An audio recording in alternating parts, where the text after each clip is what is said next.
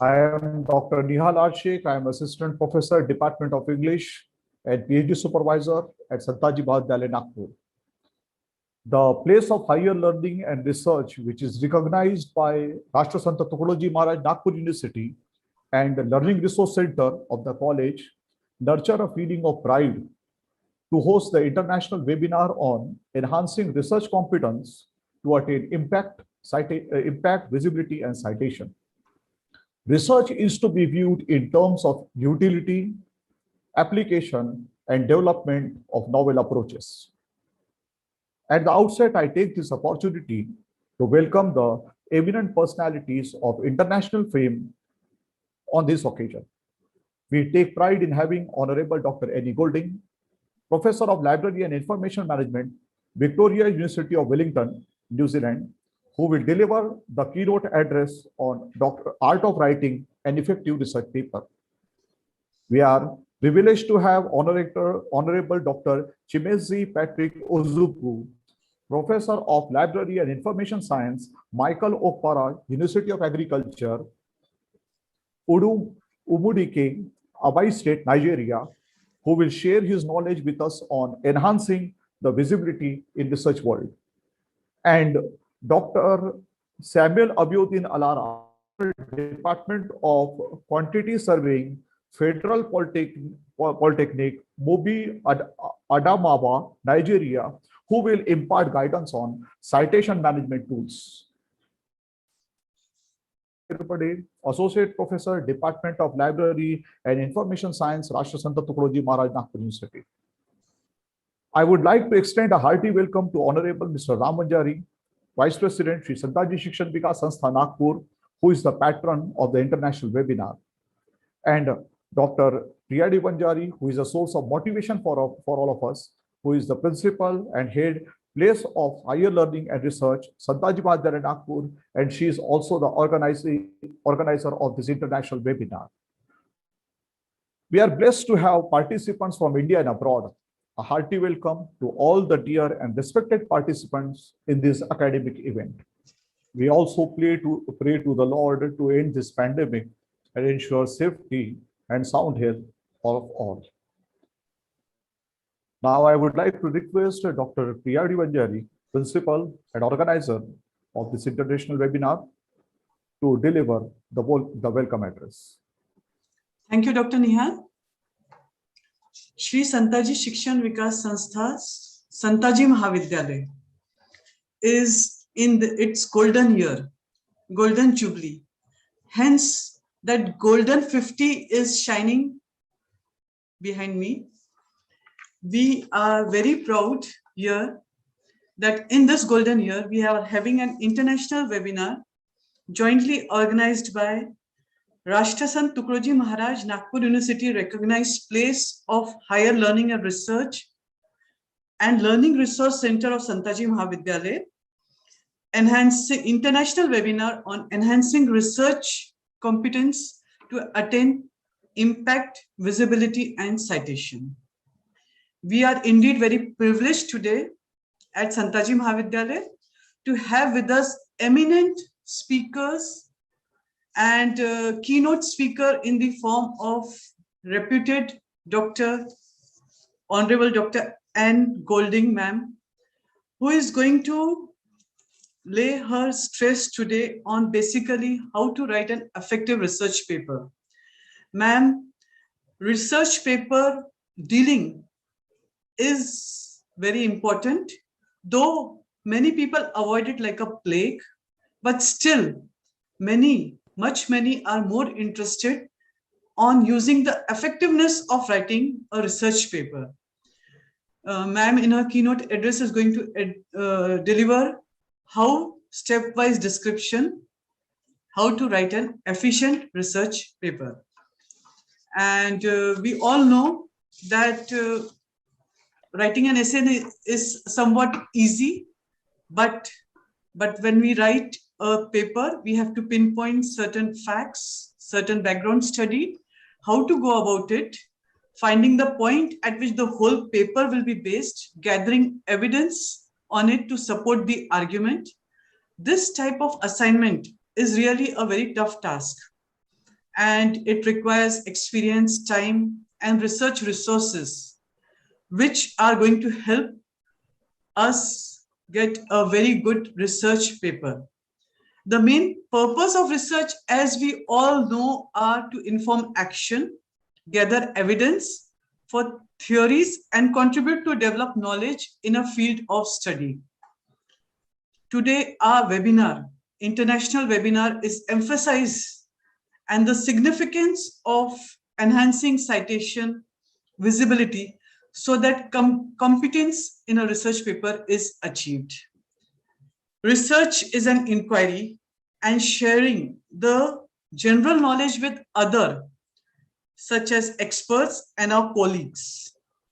One more important underlying fact which will be discussed today is people generally rely on Google informations and the facts on the Google platform. But how much to be taken and what all to be taken and in which way it should be incorporated into a paper, all these things are also going to be discussed today. We have with us our second speaker for today's technical session, Enhancing the Visibility in Research World by Dr. Shimshi Patrick. And Sir is going to discuss the social media platform and of course the importance of quoting our work in our lectures, in our other papers, and making it significant that we have done research on it. We welcome you, sir. We have a third speaker for the technical session today, Professor Samuel Alra. Citation management tools, as there are many types in citations. We have Chicago, Harvard, Oxford, American Sociological, American Chemical Society. All these citations are going to be elaborately discussed by Sir. So I think a conceptualization of an idea, how to go about research and how to enhance research citation by our college team, by our Higher Learning Resource Center on making effective paper writing a dream into a reality will be achieved today in this international webinar. I, as the principal of this college, welcome all the dignitaries and resource persons who are going to address today's webinar, technical session, and of course, respective sessions. We also have with us Dr. Mangala Hirwade Madam, who is our very own resource person, very informative. She's going to deal with metrics, and Mangala Hirwade Madam has a history of handling research-oriented workshops in many places all over the world, specifically in our place. And we welcome all of you, Madam, Sir. I take this privilege in making this brief introduction about the webinar and wish all the participants to get utmost benefit out of this today's international webinar. My best wishes to all the participants and resource persons, honorable guests, my colleagues, and all the teachers, research scholars who have joined today. Thank you very much. Thank you very much, ma'am. Now we move towards the keynote address. Dr. Annie Golding is Professor of Library and Information Management, Victoria College of Wellington, New Zealand. Her research interests lie primarily in the area of management of library and information services, while her main focus is on the management of public libraries. She is keenly interested in the organization of galleries, libraries, archives, museums, and records to demonstrate the impact of their service, activities, and programs. Another focus of her research is digital inclusion, with a focus on how different groups experience digital inclusion and how digital inclusion initiatives, particularly at the community level, impact on well-being. She is on the editorial boards for a range of journals in the library and information discipline and is the editor-in-chief of the Journal of Libraryship and Information Science. I would like Dr. Annie Golding to deliver the keynote address. Dr. Annie Golding. Kia ora, tēnā koutou katoa. I bring you warm Pacific greetings from Aotearoa, New Zealand, although it's not very warm here at the moment because we're in the middle of winter, so it's not very warm at all. I'm going to share my screen because I have some slides to accompany my talk. So I will just go ahead and do that. And then we will make a start. Okay. Let me just put that up there. Zoom. Okay. So, so thank you very much for the invitation. I am delighted to be here and share some of my experiences and thoughts about writing research papers. I say an effective research paper. We'll see how that goes. Okay, so this is what we're going to be looking at today then. The role of scholarly publications. We've already talked about that already. Dr. Priya already gave an overview of the importance of sharing our knowledge. And then talking a little bit about why we should be publishing and how to go about it. So getting down to some of the nitty-gritty there as well, including how to choose a journal, although I expect that some of the other speakers today will talk about metrics and journal metrics, which is an important aspect of that, of course. Okay, so this is my credentials for giving this talk. So as I was introduced, I'm Professor of Library and Information Studies at Victoria University of Wellington. I've been an academic since 1994 in our field, so quite a long time. So first of all, in the United Kingdom, at Loughborough University, and then I moved to New Zealand, to Aotearoa in 2013. So I've been here at Victoria University of Wellington since 2013.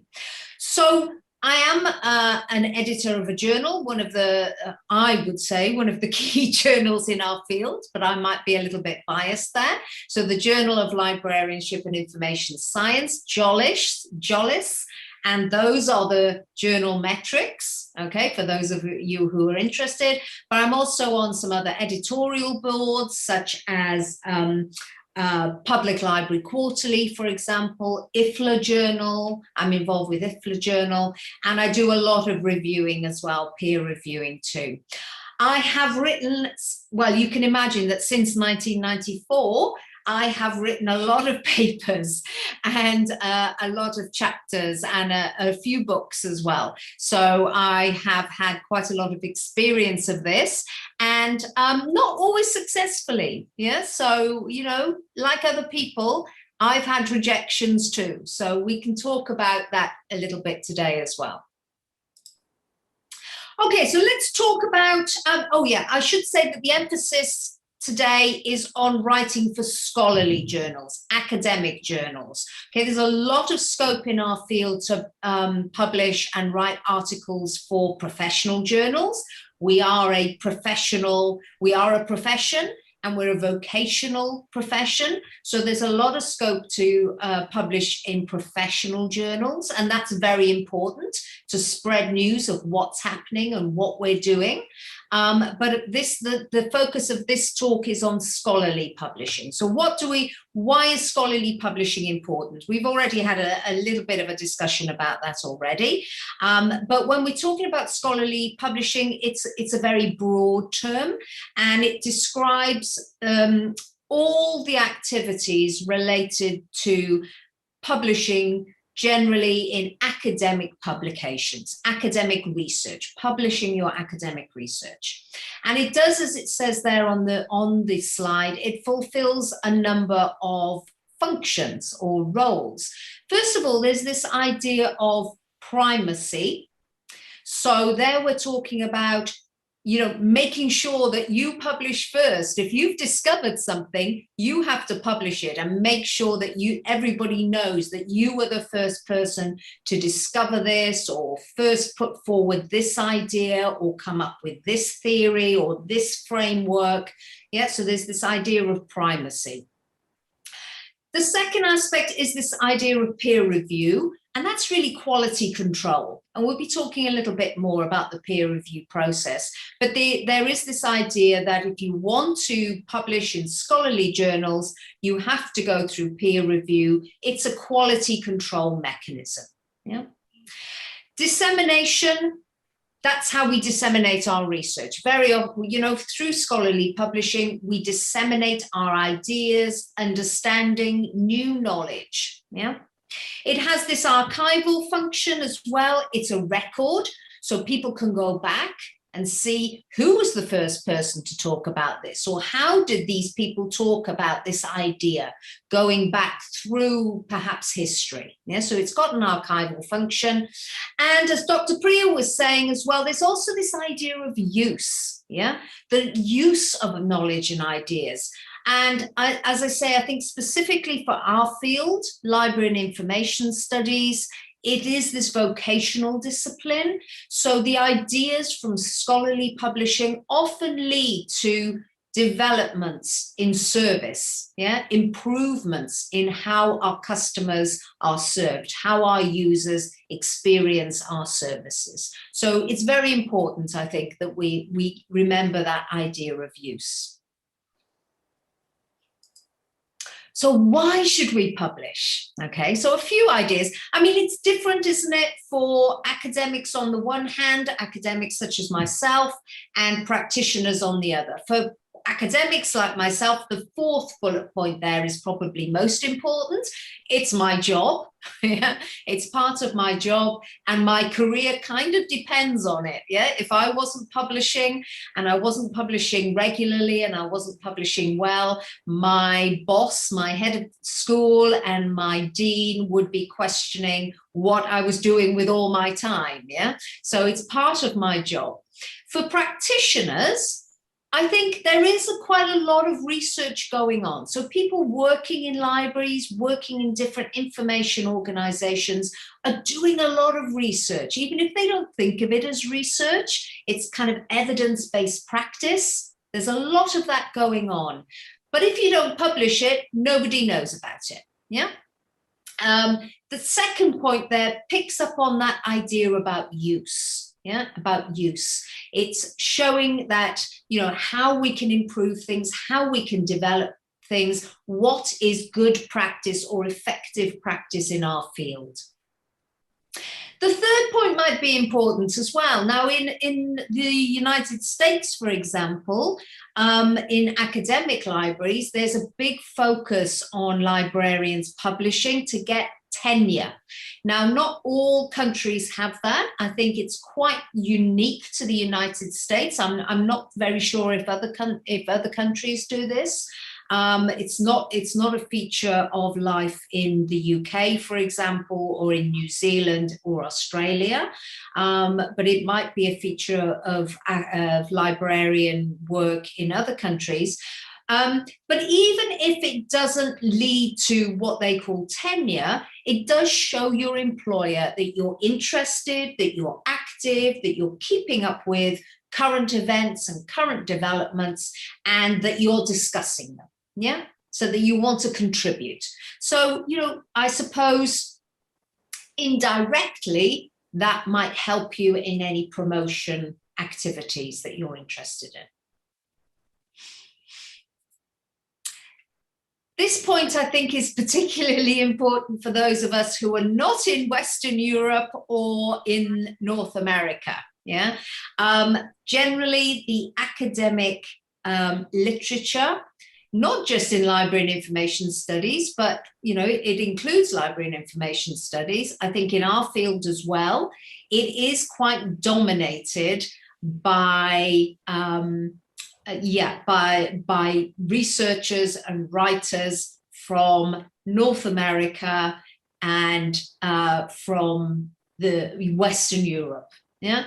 So, and I think that we need to publish more. The rest of us in the rest of the world need to publish more, because we do have different perspective on issues. We have different cultural values. We have different ideas. And so I think it's very important that we get our ideas out there and challenge that kind of Northern Hemisphere, Western European domination. Yeah. And I think it just shows, as it says there, the variety and breadth. You know, we don't all follow the same model as I say, Western Europe or North America. Okay, so this is just a diagram really talking about the use, you know, that use aspect. So I suppose we can start over there with the, you know, we share our knowledge through publication. Other people incorporate those developments in their practice. We look at how it goes on, what happens, we review that. We get feedback from our monitoring and reviewing, which leads us perhaps to further develop our practice or try other things. And then we need to share our knowledge of how that went. So it's kind of circular in that way. And I think that's very important as well.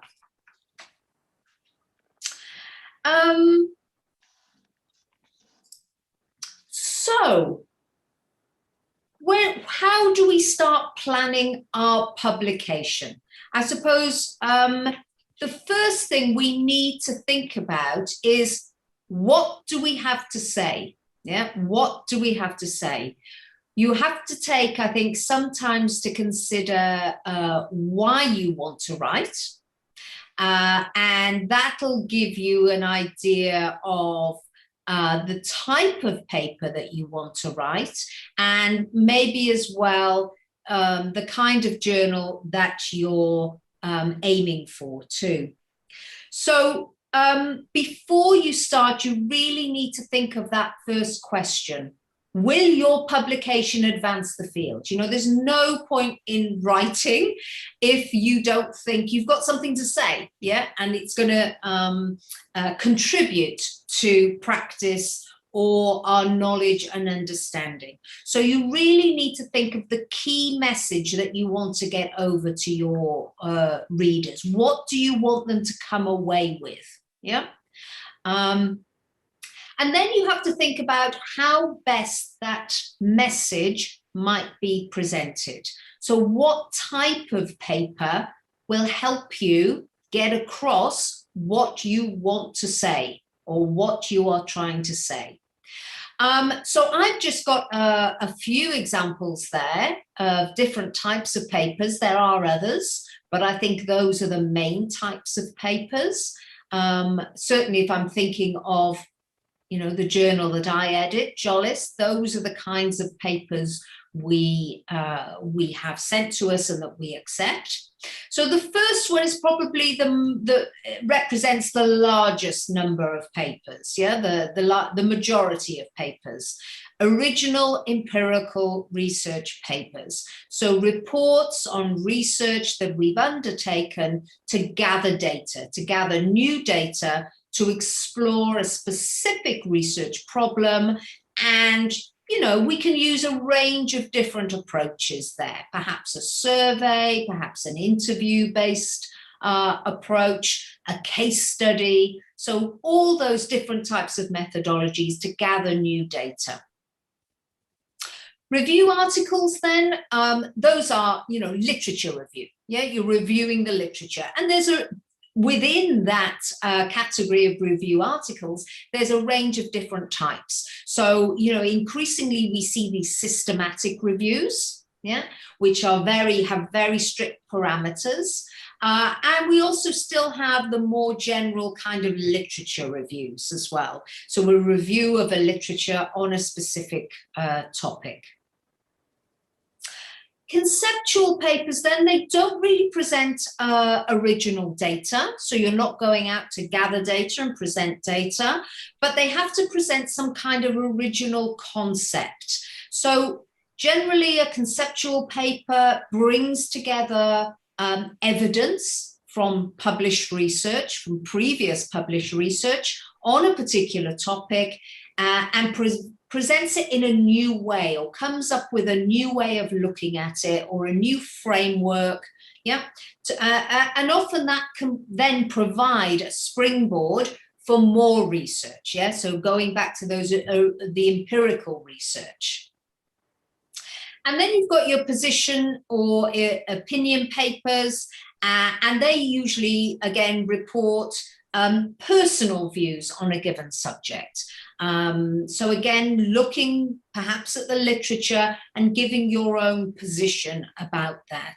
Perhaps thinking of, okay, there's this issue, this is what other people have said, but here's what I think we should do about it. Yeah, so kind of imaginative solutions to the problem that you are looking at.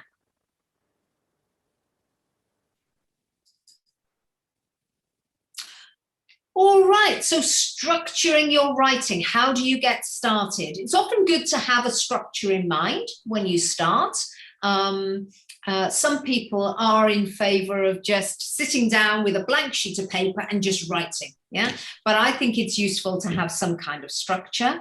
And clearly the structure and organization of your paper will depend on the journal that you are aiming for. Yeah, so every journal has a slightly different house style and a slightly different structure to the papers, but here's a kind of typical structure. Yeah, and we're going to go through these aspects in turn. So the title, now I always find this is the most difficult part of writing a paper for me. I always find it very difficult to come up with a title and usually end up with something very boring but very descriptive, yeah? But really, your title, you want to attract your reader's attention, and it should include words that, are accurately describe the content of your paper. Yeah, I think it is important to be accurate in your title. Sometimes we like to try to think of a clever title, but you have to remember discoverability. Yeah, it's all about discoverability. And sometimes you can be too clever, and maybe, nobody's going to be able to find your paper if you don't include the key words of your topic in your title. Okay, as few words as possible. That's quite difficult, isn't it? You want it to be succinct, so you want to be clear about what you're talking about, but you want to be succinct. Yeah. It should describe the content accurately and adequately, and don't use jargon, don't use abbreviations unless they're very well-known abbreviations that we use, every day. Yeah, but try to make it as plain language as possible, so that a non-expert could read the title and kind of know what you were talking about. If the title isn't clear and accurate, you're not going to attract a readership. Yeah, so you need to be clear. Keywords then. Again, quite important because they are picked up, of course, by those databases, indexing and abstracting services. Again, don't use abbreviations or acronyms unless they're very well known, they're usual. And I've just given you an example there. So this is a paper from Jollis, Journal of Librarianship and Information Science, that I edit. And you can see that the title of the paper there. So this has just come out, actually. So it's online only. So that's the title of the paper, and you can see the keywords. Yeah. So they've got an acronym there that you can see, ESTC, and it's quite well known. But you probably have to work in the area to know what that is. It's the English Short Title Catalogue. Yeah. So you'd have to know that probably. So I'm not so sure that's a great keyword to put in there, but anyway. All right, so that's keywords. So be specific, think about them. Yeah, it shouldn't be an afterthought. Again, it's about discoverability. If you want people to discover your work, you need to think about your title and your keywords. Abstract, then we all know what an abstract is. It's a summary. A couple of pointers there. It should be interesting. It should grab people's attention, make them want to read on. Again, it should be accurate. Succinct, well, it has to be succinct because most journals put a word limit on them. Now, there are two types of abstracts, either structured or descriptive. And of course, you need to find out what is required by the journal that you are considering submitting to. Yeah, so make sure you follow the house style. And I've just got a couple of examples on the next slide here. So the first one there on the left-hand side of the screen, that's a descriptive abstract, and that's what we use in Jollis. So we don't have structured abstracts. It's just a paragraph that describes, yeah, what's in the paper. But it does cover, you know, what the aim of the paper is, what the methods were, what the key findings were. Yeah. And then on the right-hand side, you've got those structured abstracts, which are probably a little bit easier to write. Yeah, because you know exactly what should go under each heading. Yeah. So that's usually what you have, something like a purpose or problem, design, methodology, approach, findings, and originality and value. The one on the right-hand side is from the Journal of Documentation, which is another key journal in our field. And it was about the information practices of lawyers. Yeah. Okay, so those are all the bits. Actually, you know, the abstract is the thing you should probably write last. Yeah, so don't start off with writing your abstract. It's the thing that you should write last once you've finished. But having said that, it shouldn't be an afterthought. You do have to give it, you know, consideration. And make sure, as I say, that it contains all those right words so that people can find it and are attracted to reading on. All right, we have the introduction next. So this includes, you know, it introduces the substantive topic that you're writing about, setting the scene, setting the context, providing a kind of taster to the reader of what's to follow, yeah, an insight into what's to follow. And usually it moves from the more general to the specific. You know, first of all, it highlights key themes in the area, and then you funnel down to what this particular paper is looking at. Now, the research problem. Yeah, usually in the introduction, you introduce the research problem and the research questions. The research problem is really key. It's really, really important to get the research problem statement right. Now, when we're talking about a research problem, we don't mean a problem in the way that we talk about it, you know, in our day-to-day language, yeah, in our day-to-day communications. There might not be a problem as such that you're trying to solve. I suppose it's the issue that you're looking at. And here you're thinking about explaining what exactly in this topic area or in this subject area, what do we lack knowledge and understanding about?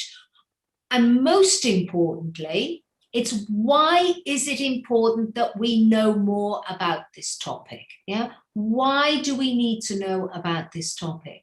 Because often, you know, as an editor and as a reviewer, I see papers coming across my desk, across my screen maybe, and they say, this hasn't been done before. You know, I'm researching this topic because it hasn't been done before. That's not enough. Yeah, there has to be a compelling reason why we need to know about this topic. Yeah, because, you know, the obvious answer when somebody says this hasn't been done before, maybe you can say, well, perhaps that's because it's not worth doing. Yeah, so you have to convince your reader that it's worth doing. Yeah. So why is it important? So what kind of issues or challenges is this lack of knowledge causing? Why is it an issue that we don't know more about this topic? How will increasing our knowledge and understanding about this topic, how will that help us? Yeah. How will it make things better? Okay, so that's the research problem statement, and then that should feed into your research questions. Now you can have research questions or you can have objectives, you can have both, but I think what's very important about having, if you have both, that your research questions don't just repeat your research objectives with a question mark on the end. And I've seen that quite a lot, okay? So your research objectives should be broader, higher level, and then your research questions should be more specific, yeah?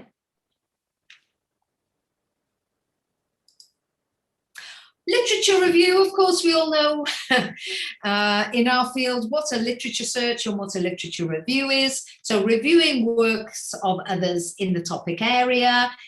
Generally, unless you're doing a systematic review, it doesn't have to be comprehensive, but it should be selective and specific, and you should be explaining what you are doing, yeah? So it's work relevant to your topic area. And it should demonstrate that you are familiar with the key works and the key writers, the key authors, key researchers, key developments in your field. So if we break down that term, literature review, we have literature and we have review. So the literature is the major writings, scholarly, academic writings on the topic, yeah? And usually this includes journal articles, it might include books, it might include reports. There might be grey literature, especially if your topic is quite new. So it can include a whole range of things, but usually we're talking about scholarly academic literature. The review part of that then, so that's the literature, the review part is this overview, summarizing the major concepts, the major ideas, the major issues, bringing them together into this kind of picture of what's out there, yeah? Now, again, a fault that I think is quite common in papers and also student work actually that I've seen is that people take each piece of literature one by one. Yeah, so it's more like an annotated bibliography than a synthesized review. You really want to bring them together, you know. So there's this idea. These people have talked about this idea, and here's the overview of all that they've said. All these people have said this. Yeah. So rather than saying Jones said this, Smith says this, Robert says this, William says this, you need to bring it all together and synthesize that literature. Yeah, and it's not just reporting on what you've said, but you also need to show that you've understood it and that you've read it critically, that you can identify the key issues, and also, most importantly, that you can link it back to your own work, yeah? So saying, well, these people have said this, and this is how it's relevant to what I'm doing, yeah? So synthesizing it with your own topic. That's the contribution and importance, yeah?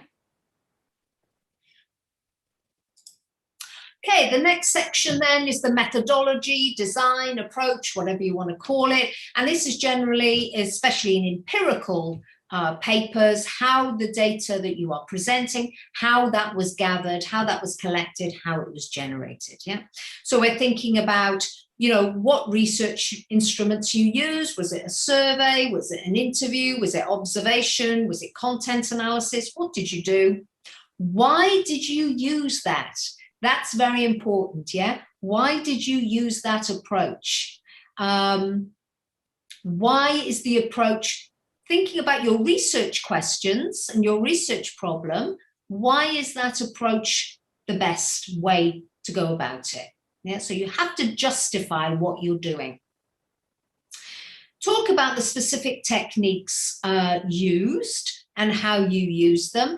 And again, thinking of, you know, if you do a survey, talk about the survey questions. Why did you ask the questions that you did? Where did those questions come from?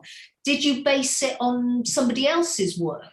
Or did you identify that these were important issues from the literature? Yeah, so you have to talk about, you know, not each individual item on your questionnaire, but why did you take, you know, where did they come from? Yeah, what were you trying to achieve? What were you trying to find out? You have to talk about your sampling approach and your procedures, your analytic approach. So, you know, how did you go about analyzing the data? What kind of statistical tests did you use? Or if it was qualitative, how did you go about the coding process? And of course, it's very important that you talk about limitations.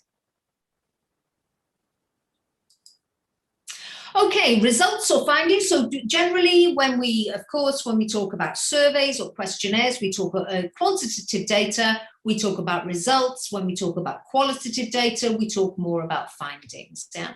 Now, only include the important data. You know, most journal articles are not very long. Yeah, about 6,000 words. So you really want to draw attention to the important findings. Don't include everything. Yeah, and again, I think one of the key issues that I've seen, especially with survey work, is that people include all the demographics and then they never talk about it again. You know, unless you're going to use that demographic data to, correlations or do some statistical testing with it, you don't need to include it. You can include it as an appendix if you want to. Yeah. If you think it's important that the reader has an idea of who answered your questionnaire, then include it as an appendix. And you don't need to go through every single demographic aspect. Use subheadings to guide the reader. Yeah, so to guide the reader through your results, obviously be clear, highlight key results and findings, yeah, and draw attention to them. Use words to draw attention to them. Say, this was an unexpected finding, or surprisingly, or, you know, this was not expected, yeah? So highlight what you think was important. And of course, illustrations, figures, if appropriate, visualizations, yeah, help the reader. Okay, discussion. Now, this is the most important section.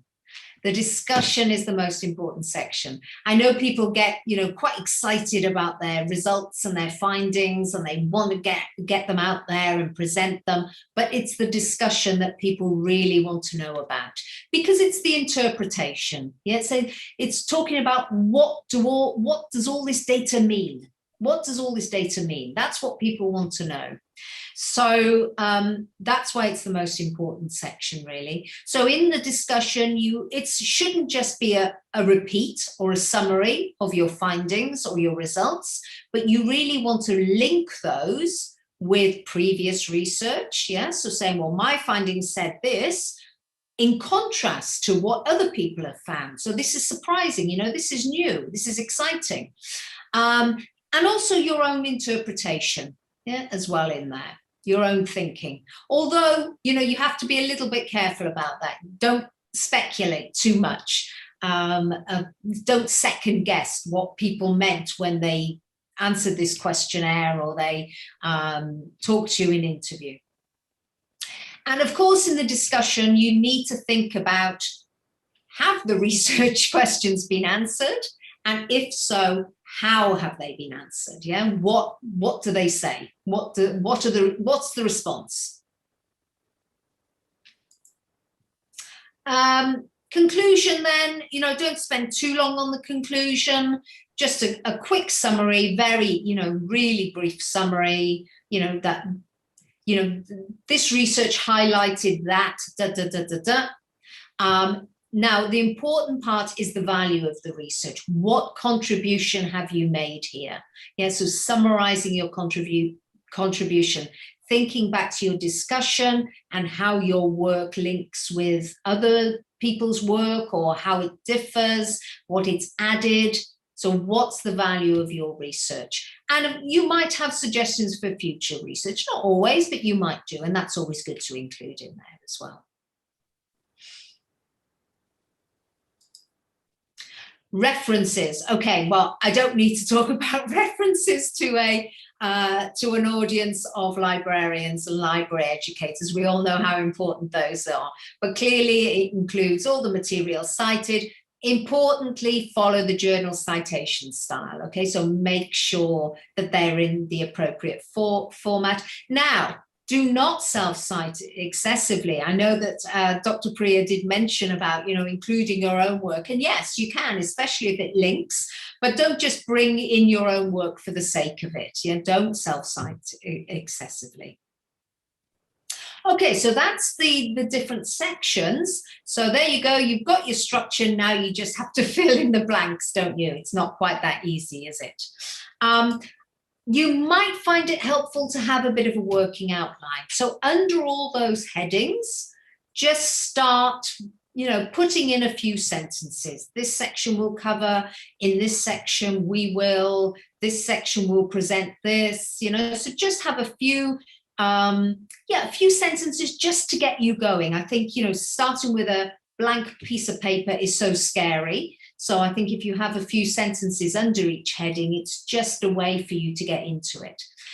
Now, my tip is to actually work on your introduction first. I know a lot of people leave the introduction to last, so a bit like the abstract, they leave it till last. And certainly I would say that you will go back and revise your introduction depending on how your paper progresses. But I personally always find it helpful to have more or less a complete introduction. As I say, I will go back and revise it and I might change it completely. But I think to begin with, I find it helpful to have a very clear idea of where I'm going and what I'm trying to say. Yeah, what is the research problem? And that just helps me think through the results or the findings that I want to present. Think back to your research problem. These results, they're not really important to that. They're not really relevant. So I'm not going to cover those. So I find it quite helpful, as I say, to have a more or less full introduction that I will go back and change, usually out of all recognition. But just to get me going, I like to have a good introduction.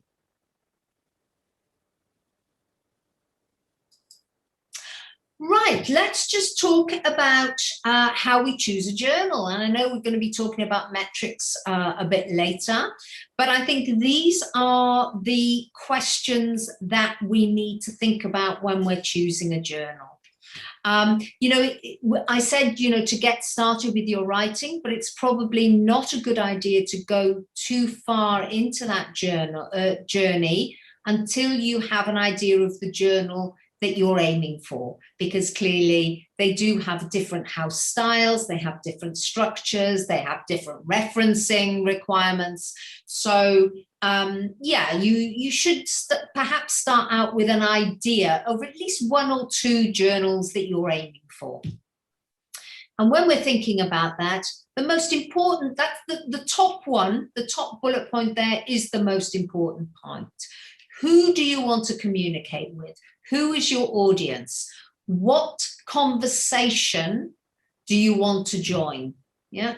Whose conversation are you interested in? What discussion is going on that you want to be part of? Yeah. Now, is it on a national level? Is it on an international level? Who's your potential audience? So, is it academics? Is it educators? Is it practicing librarians? Is it general? So who is your potential audience? Of course, number 4 is very important. Are you, how important is it that the journal is open access? Yeah, and increasingly that is a very important consideration for many people, that they want to get their work out. They don't want people to have to pay for it or not be able to access it because of paywalls. So how important is it that it's open access? The 5th point I'm not going to talk much about, but I suppose it's the idea of how important are metrics to you. Is it important that you are publishing in a journal with an impact factor, for example? or that's, you know, listed in Scopus. Yeah. So just think about, you know, is that important at this point, or do you want to reach, you know, a more professional audience? Yeah. So just think that through. Once you've chosen your journal, then you need to familiarize yourself with it. So what I say is have a flick through some recent issues. Obviously, read the guidelines for authors. We'll talk about that in a minute. Check the About page, because that tells you the scope. Yeah, it tells you a bit about the scope of the journal, you know, the kinds of papers or the kinds of topics that it covers and the kinds of papers that it accepts, because not all journals accept all different types of papers. So have a look at the About page. You might consider emailing the editor. Now, you won't always get a response, so don't be upset if you don't get a response, but you might want to email the editor and say, I'm thinking about writing in this area. This is the kind of thing. Yeah, I've done this study. It's on this topic. Is that in scope for your journal? And hopefully they'll say yes. But if they say no, then you haven't wasted your time, have you? Yeah, and you can move on to another journal. All right, so this is the a kind of guidelines for authors. Okay, so these are the kinds of things, the guidelines for authors. Again, this is from Jollis. Sorry, I'm not trying to advertise the journal that I edit, but these are the kinds of, you know, these are usual when you look at the guidelines for authors. Yeah, so you can see aims and scopes, article types, tells you a bit about writing your paper. Yeah. And preparing your manuscript and how to submit. Now, one of the points there was editing services. So again, you know, it's very difficult, because I know that if you're not writing in your mother tongue, it's more difficult. So those of us who were brought up speaking English as our first language, we have it easy. Yeah, we have it easy, because most of the journals in our fields, and certainly most of the high-ranked journals, are in English. Yeah, we have it easy. We do require, you know, papers to be written in proper academic English. Yeah, and most journals, most publishers, academic publishers, do offer some kind of editing services. So this is the one from Sage, okay, which publishes Journal of Library and Information Science. You have to pay for this, so it's not a free service. You do have to pay for it, okay? Perhaps if you've, you know, written a paper and you might be able to get support from your institution. I don't know how that works. As I say, I'm in the fortunate position of never having had to do that. So it's worth considering if you are concerned about your the presentation of your paper. The other thing you'll notice on this, actually, over on the left-hand side, is that there are how to get published resources. Yeah, and a lot of publishers now have something about how to get published that you can work your way through. In fact, I think that's a kind of, I'm not sure it's this, yeah, I think it is on Sage, actually. There's almost like a modules that you can work through, like an online course you can work your way through. So again, it's worth perhaps looking at some of those. All right, so when you submit, all journals now generally have online submission. And this again is, you know, Manuscript Central, Scholar One, whatever you want to call it. This again is from the Journal of Library and Information Science. So these are the kind of steps. So you start off, you have to register with the system. And then you just go through step by step. You can see the 6 steps there listed on the left-hand side. So what kind of journal is it? What kind of paper is it? What's the title? What's the abstract? Yeah, and you can cut and paste into these. You don't have to type them out. So that's the first page. Then the second page you upload. Yeah. Now, importantly, make sure your papers are anonymous. Yeah. So make sure your name is not on any of the manuscript, the paper itself. You can, you generally with the submission, you have to upload a title page, and on the title page, you can have your name and affiliation. That won't go out to reviewers, but on the paper itself, you must make sure it's anonymous. Okay, so no names in the heading or anywhere. Yeah.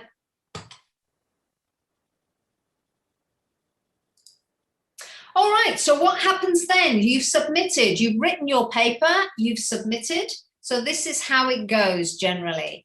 After the submission stage, so I will talk about how I do it, okay? So it makes it a bit easier. So if we receive papers in through the system, through the ScholarOne system, I have a look through them. Sometimes they do not go out for review. You know, there's something fundamentally wrong. Perhaps they're not in scope, or perhaps it's not in depth enough, or perhaps one of those sections is just not right. Yeah, or I think it's just not robust enough. So at that stage, I will send it back saying, sorry, it's not suitable. Yeah, and that's called a desk reject. If I think it is suitable, it'll go to review.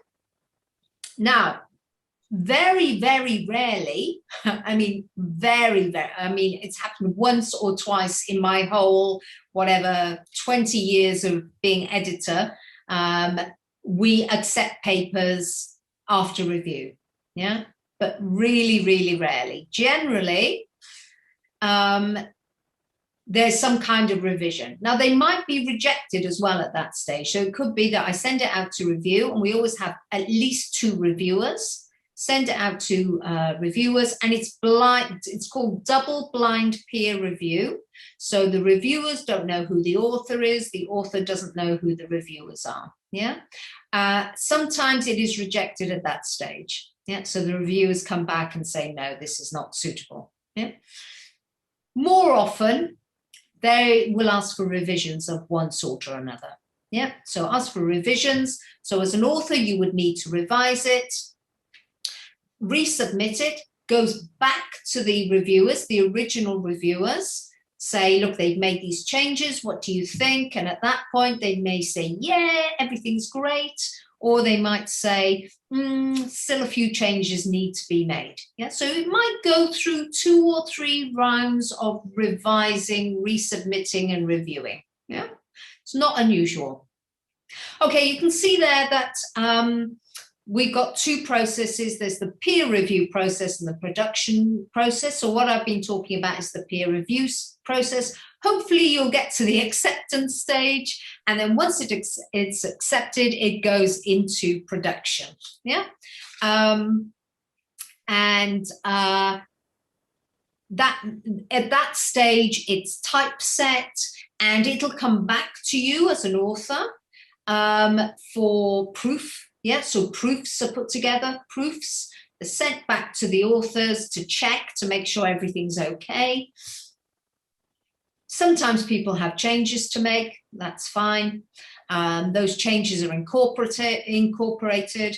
Then it goes to online publication. So quite quick. That's usually about, once your paper has been accepted and you've seen the proofs and the proofs have been approved, it's usually a matter of weeks before it goes up online. Yeah. Now, for Jollis, we have quite a big backlog of papers. We're trying to get through them, but we have quite a big backlog. So it sometimes takes a little bit longer to come out in print. Yeah. So online publication, very quick. You might be waiting quite a few months for it to appear in print.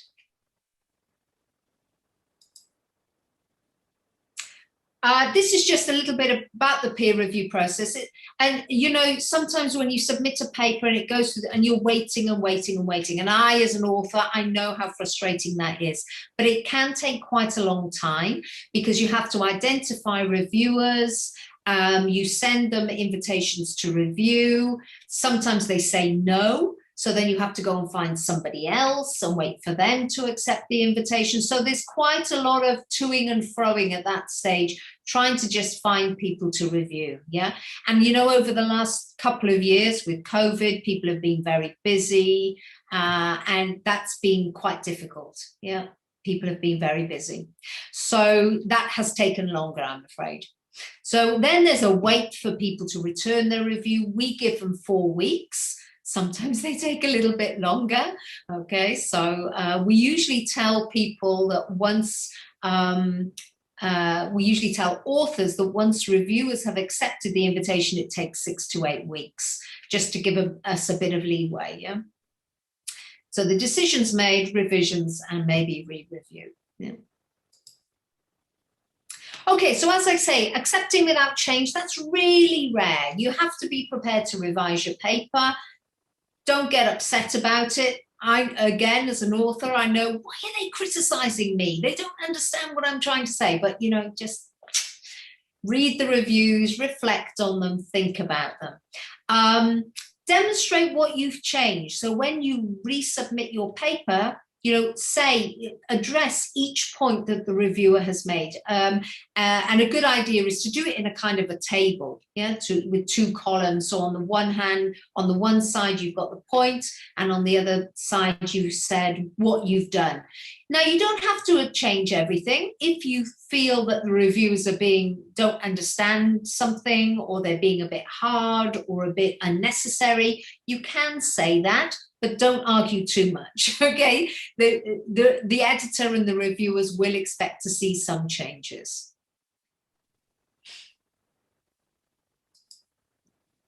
Now, rejection. We've all been rejected in our time. Usually you're given the reasons for that. You know, think about them. Don't get too down about it. It happens to everybody, even the, you know, highest professor.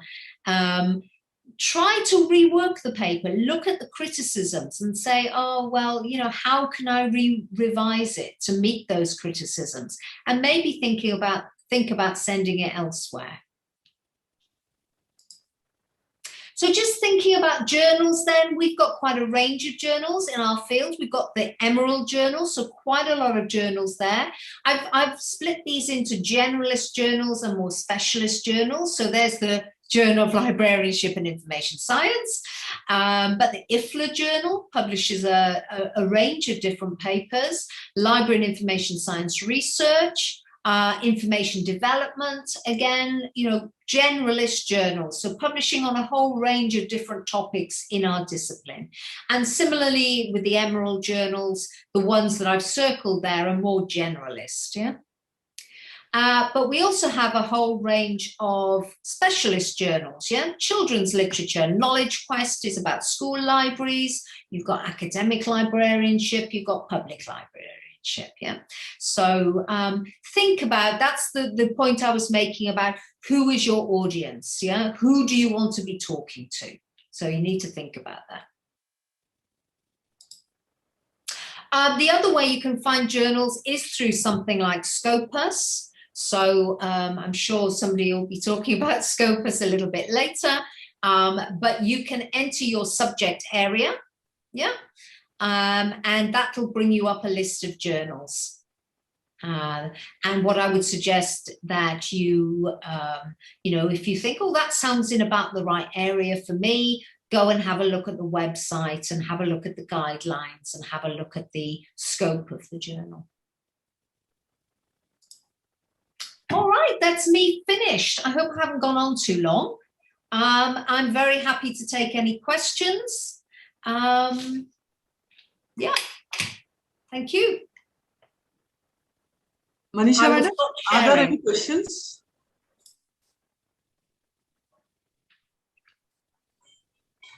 It was a good session indeed. Good. Thank you. Manisha, madam, do we have questions? Ma'am, right now we don't have any questions. If we have any, we'll email the questions to Golding ma'am. Okay. And Golding ma'am is requested to respond to the questions. There aren't any. Thanks a lot, ma'am. You're welcome. Okay. Thanks a lot, ma'am, for your words of wisdom and explaining to us the necessity to indulge in research for Screen. resulting into preparation of an effective research paper. She has imparted very important tips on writing an effective research paper. She has laid focus on structuring an ideal research paper, the methodology, design, and approach. She mentioned that discussion is the most important section of research. She has explained all the steps of writing a research paper in the most commendable and convincing manner. Now we have Honorable Dr. Chibesi Patrick Uzumbu. He is the Professor of Library and Information Science, Michael Okpara University of Agriculture, Abai State, Nigeria. I take this opportunity to invite Dr. Shrikant R. Pajankar, Head and Professor, Department of Commerce and Management and PhD Supervisor, to introduce Dr. Chibesi Patrick Uzumbu. Dr. Shrikant Pajankar. Thank you. Thank you, sir. Honorable Dr. Chimeji Patrick Uzegabu is a senior lecturer and current postgraduate program coordinator of the Department of Library and Information Science, Michael Okpara University of Agriculture, Umudike, Abia State, Nigeria. He holds bachelor and master degrees in Library and Information Science for the Abia State University, Utturu, as well as a PhD degree obtained in 2017 from the Northeastern Hill University, Shillong, India. He is a certified librarian of the Nigeria, a member of the Nigerian Library Association, a member of the Nigerian Association of Library and Information Science Educators, and a professional administrator, attained to 2.5 year qualifying written exam of the Chartered Institute of the Administration, and INA SP grant winner is 2011 and is well published with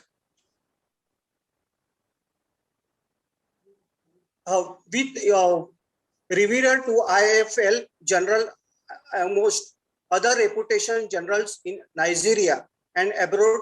His research interest on scholarly communication with special emphasis of how the orally communicating published benefit from the scholarly work to communication practice of information literacy.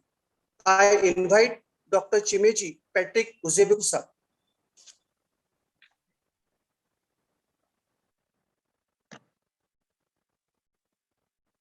Yeah, thank you. I want to start. That's it. Yes, sir, you can start. Okay, can you hear me? Yes, you're audible. All right, good. It's a pleasure. I'm very grateful. I'm very grateful to be with your midst this morning. I enjoyed Professor Anne Golding's paper. The paper is very insightful. Thank you, ma'am. Thank you, ma'am. Please, I'll go straight away. I'll go straight away. Any problem? Any problem? Should I continue? Yes, sir, you may continue. Okay. Okay, so I'll go straight away with my paper. Let me share the screen with you.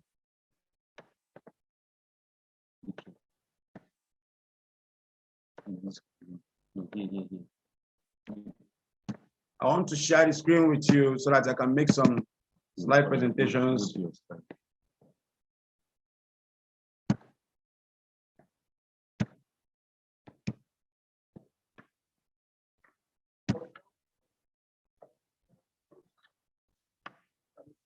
Okay, So I will be speaking on a paper entitled Enhancing Visibility in the Research World. I want to please correct my name. The spelling of my name is not UZUGBU. It's rather Uzuebu, UZUEGBU. I know it's just a problem of pronunciation. So I want to start right away. You see, we have an issue. We have quite an issue at the moment in the scholarly world. You see, quite unlike before, when researchers were thinking that the more your works are access restricted or subscription based, the more reputable and famous you become. It's no longer the idea now. The idea has changed entirely. The idea now is that everyone in the research world wants to become visible. Everybody wants to become visible.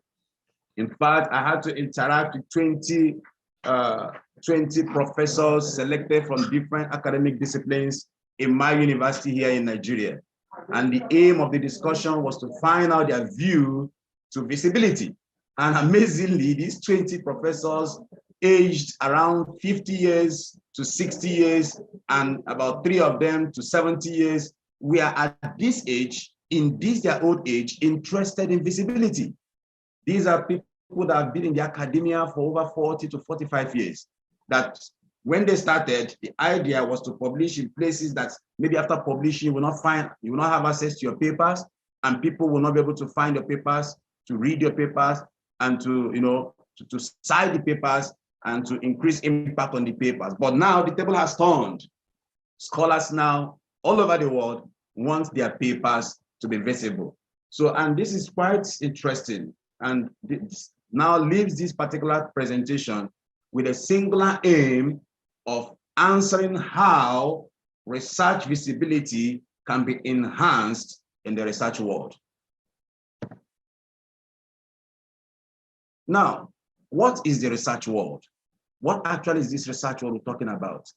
You see, the research world is just about the research and people conducting the research. The research world is a globe of people who have a common interest in research, and their interest is narrowed down to the literature. The research world is the scholarly literature.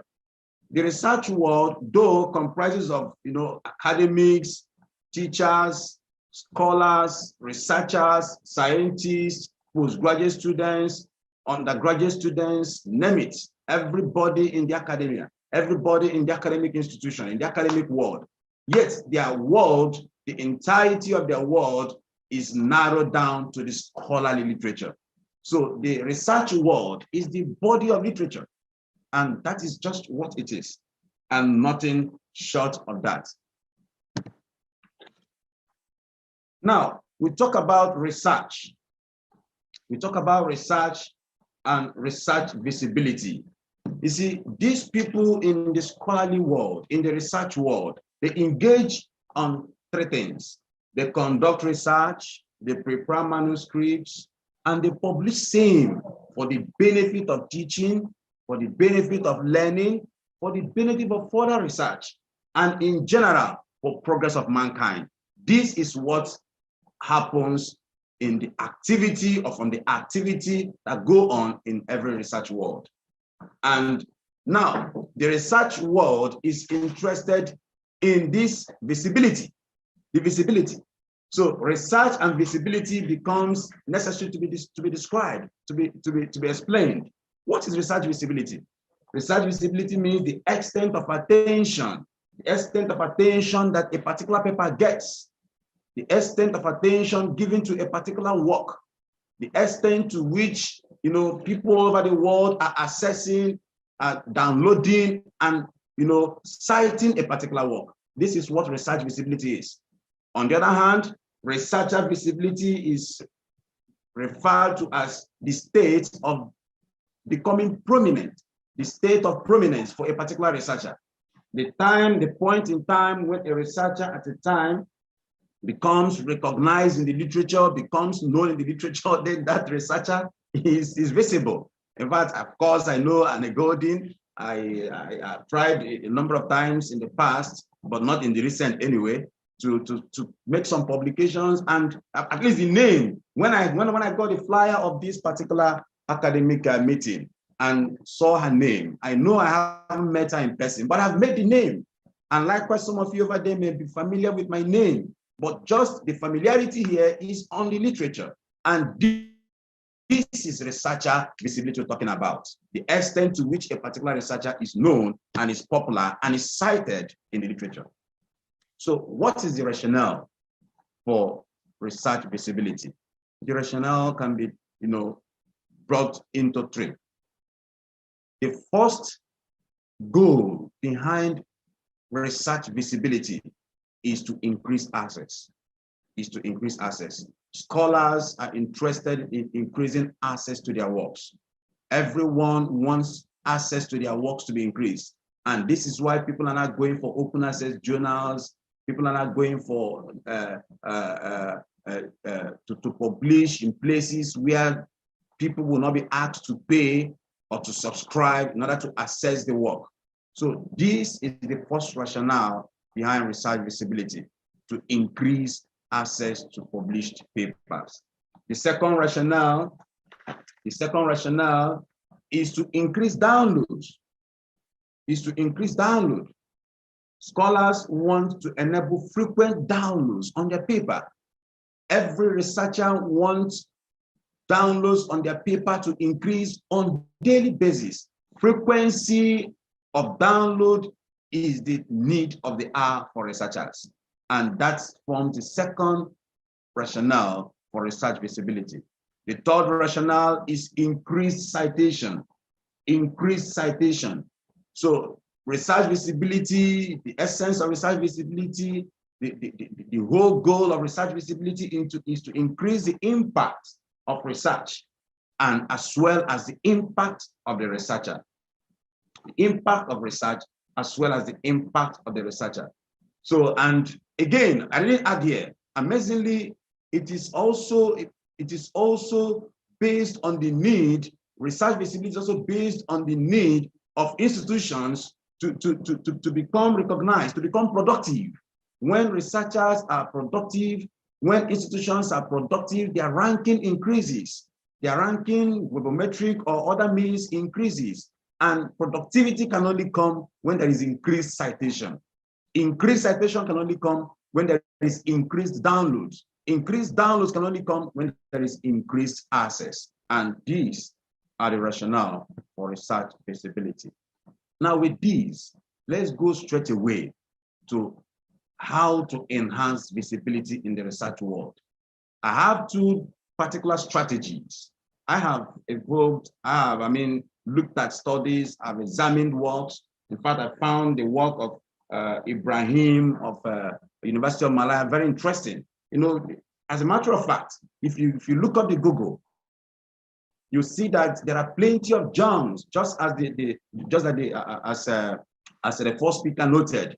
Many things are on the internet, many things are on Google. People post so many things, and the quantity of materials that are being uploaded on Google as regarding how to become visible is so enormous. It's so enormous. Google is laden with so many of such materials. But when you begin to look at credible, reliable, and certified aspects of those materials, then I tell you, you can find a few of them, especially in Google Scholar, and you begin to appreciate the inputs, the contributions of one L. Ibrahim. In his works in 2016, 5 works in 2015, in 2014, in 2013 are quite insightful, quite informing. And I have also tried to bring in my own ideas, my own on the job experience. Yes, I've been in academia full time for 12 good years now. Even though I came into the literature, around 9 to 10 years ago. But for 12 solid years, quite young, not as old as Anne Goldin, have been in the academia full time. and I've garnered experience. I've seen so many things. I have personally demonstrated some of these strategies, and I found them working. And when I have looked at scholars' suggestions on how to increase visibility and try to synthesize them with my own experience and my anecdotal inquiry from colleagues around the world, and I came up with two major Screen strategies. sharing has stopped, Manisha. Can you hear me? This pre-publication strategy is only this much is there, no? Yeah, Screen? pre-publication strategies. That is the first strategy. I'm still on strategy. Okay. Continue. So, under this first strategy, the pre-publication strategy, I must advise scholars, I must advise listeners, I must tell listeners that the first strategy under this broad strategy is to be consistent in the way you write and present your names. I've seen maybe in some cases where, for example, Natanda Modi, and in this paper, Natanda Modi will write his name as Natanda Modi. In another paper, you say Modi Natanda. In another paper, you say I Natanda, Natanda I. And maybe in some cases, they will invite another third name, a middle name that ab initio wasn't there. No, it affects visibility. Such practices affect visibility. So let your name be very, very consistent. The second strategy here is you have to register and obtain an open researcher and contributor ID, OCID. In fact, if you saw my slide in the beginning, if you watch through, you see that we are my names, we are written, my affiliated, my institutions, my official email address. The last is my OCD. The OCD number is very important. So there are some journal systems nowadays that request for it. And whenever you're trying to submit a paper and the journal system is requesting for your OCD, your OCD details, you please submit it. It increases your visibility. And if you don't have anyone, you register and enable the platforms through which they can search, harvest your works, and make them. What does this OCD do, as a matter of fact? The OCD links tries to distinguish a particular researcher from another researcher.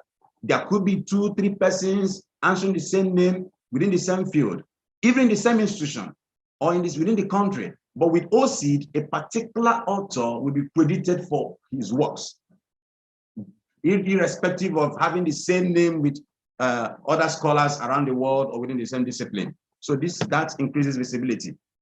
The third is to include a standardized institutional affiliation on all your papers. It's very, very important.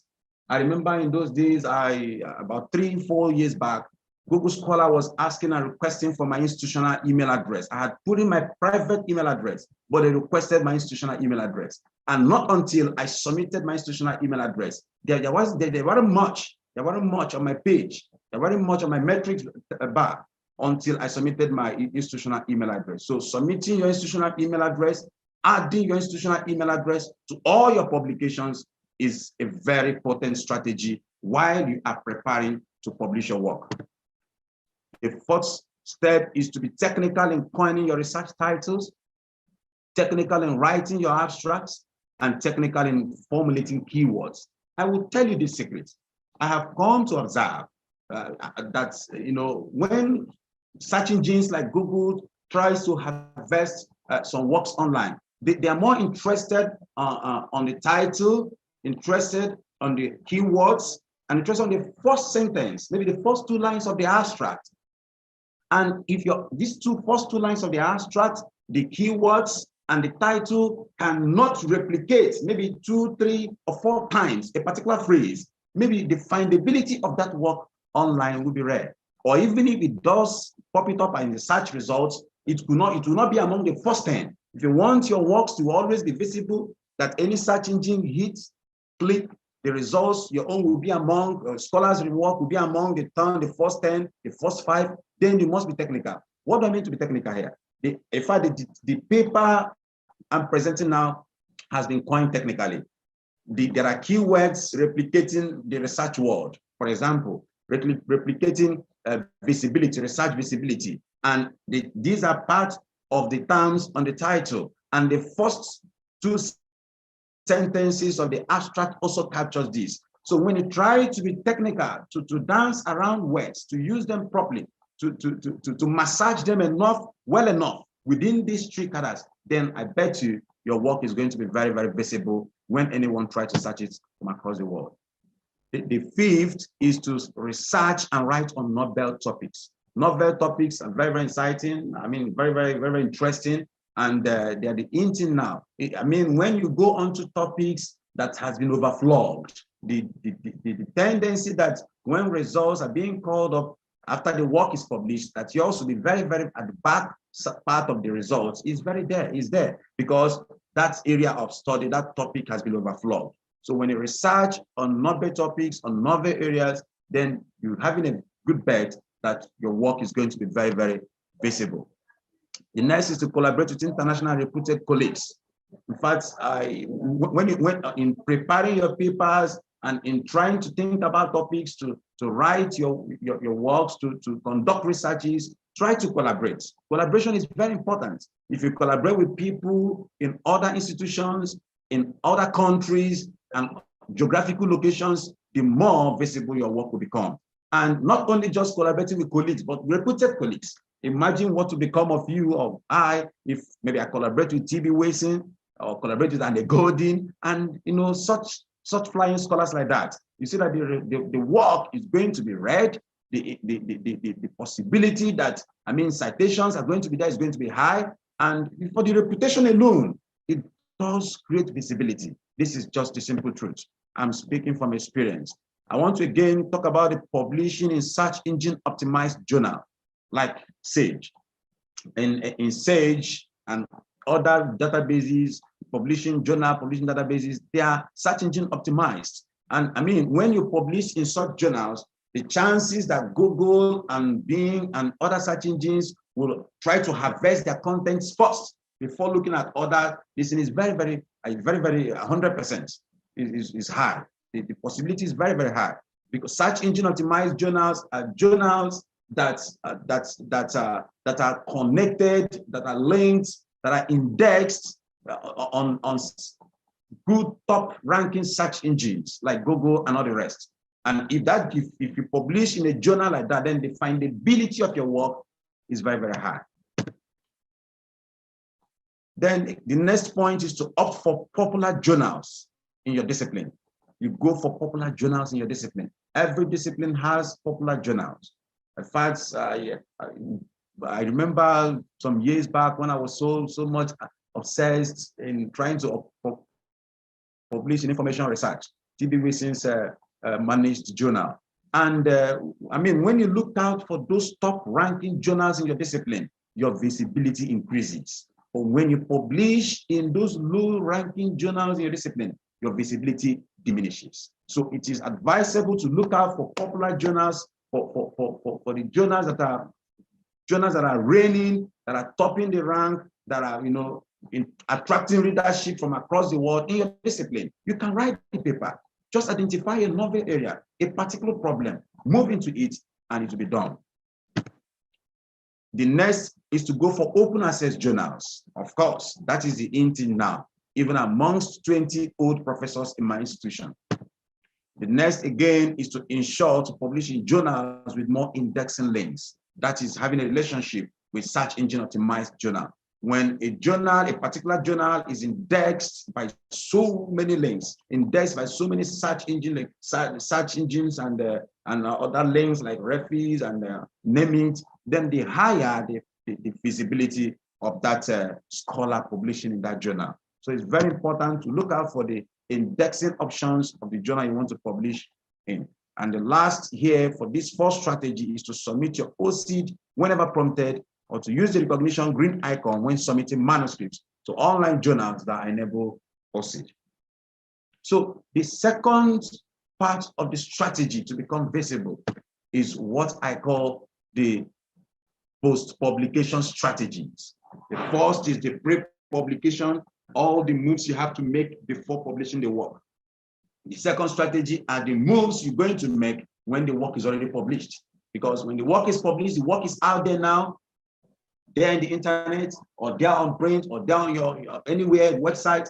You still need to make some moves. There are some steps required of you to ensure that the works continue to go visible. The first is to self-archive your publication on relevant websites. You have to self-archive your publication on relevant website. It could be your personal website, It could be your departmental institutional website. It could be anything. Just make sure you just aid its, distribution and accessibility through websites. The second is to deposit your paper in an open access institutional repository, preferably your institutional repository. Deposit a copy of it there, and that is the second move that you made. The third move is to belong to and to share your papers on academic or professional networking sites. For example, I belong to ResearchGate, Academia Edu, LinkedIn, and LinkedIn, and all the rest. Like ResearchGate, just as your papers come published, you deposit copies there, you keep going, you deposit in institutional repository, deposit in the ResearchGate, and you share it across all these networks. And when you share them across all these networks, the visibility increases. The fourth move you can make is to contribute and link your papers to Wikipedia. You look up topics, seminar topics, topical issues in Wikipedia that relates to your research topic. You try to contribute idea, and you put your citation, and you get your bibliography details uploaded there. So it becomes more findable. Your paper, that paper becomes more findable. In fact, as a matter of fact, research and ongoing research within me and my postgraduate students is showing preliminary results that undergraduate students depend more on Wikipedia than other refereed certified information resources.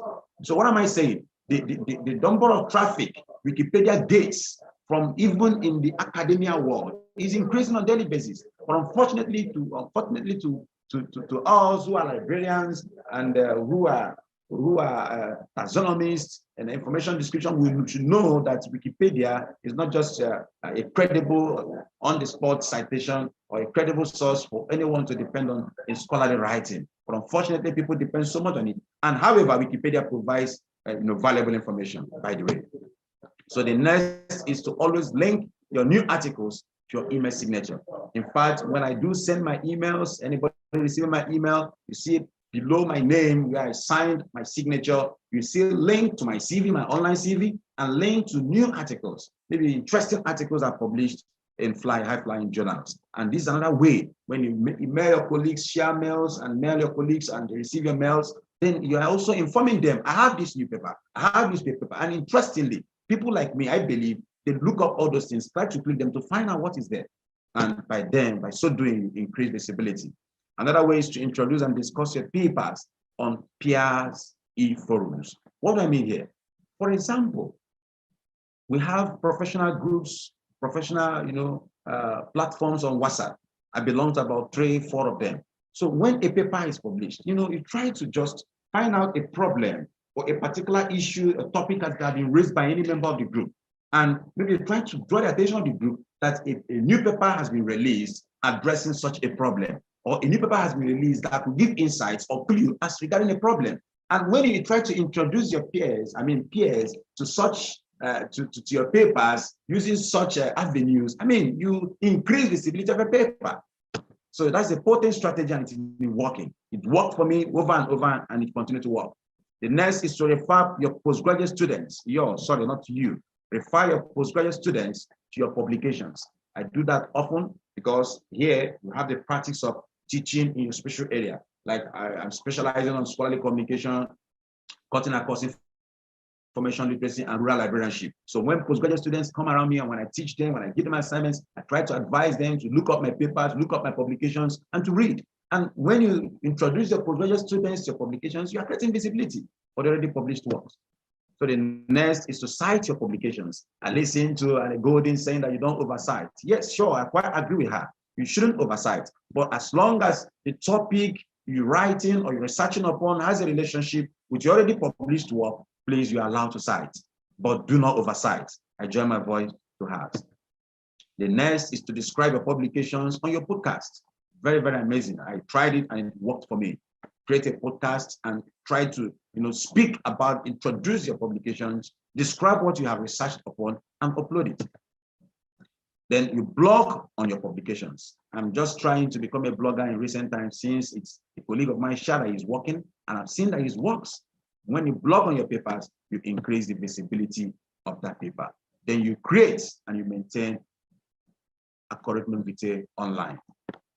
Very few academics have online curriculum vitae, but I tell you, it is very, very good. When you upload the list of your publications building them up in categories, journals, chapters in books, maybe if you're up to that senior lecturer of rank and high from the Nigerian perspective, who are eligible to publish books, chapter, contribution in books, conference, proceedings, and all the rest. You upload them, upload your CV and let people see. And it increases your visibility as a scholar and the visibility of your researches. So now I will take you to conclusion. But before I conclude, I would have loved to show you some of the steps I have done myself. The steps I have done myself. I will take you, just open up somewhere and I'll take you, I will show you what I've done so far. Just give me a few minutes, see if I can find it.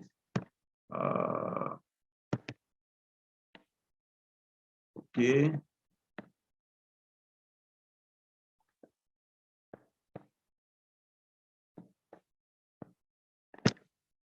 Okay.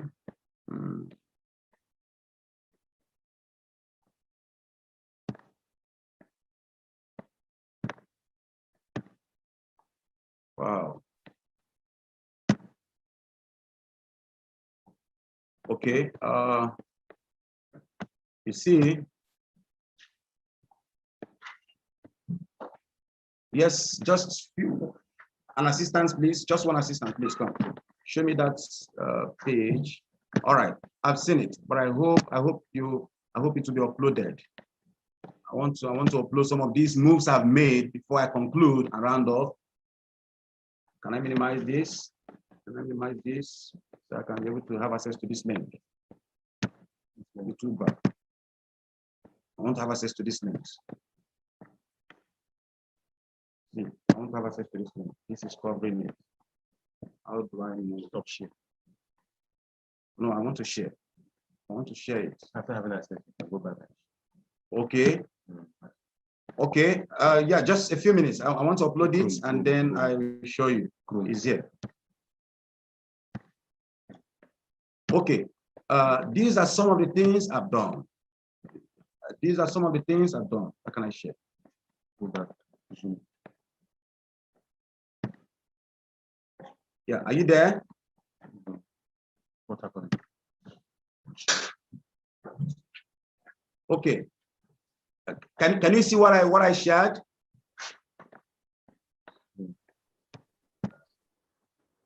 No, doctor. No, sorry. Yes, sorry. I wanted to share something. So are you there now? Very well. Yeah, can you hear me? Very audible. Yeah, we can. Oh, good. So, for example, just within 10 years of being in the academia, these steps I have shared, this paper, what I've talked about, I personally have been practicalizing them. And you can see some of the evidences within just a few years, as little as 6-7 years. You see the increase, the influx of the citation, even on ResearchGate. Wish I could just open up some of these things. But it's okay. I had a lot of them. I wanted to show you my OCD account and also upload my ResearchGate account. And this is my metrics on Google Scholar. And to show you some other things I have practicalized. I have not just spoken out of theory. I've spoken out of practice. I've spoken out of personal experience. I wanted to bring up some of these things so that you can see together with me. But having said this, I thank you for the opportunity, and I will say that this is the end of my paper. Thank you very much.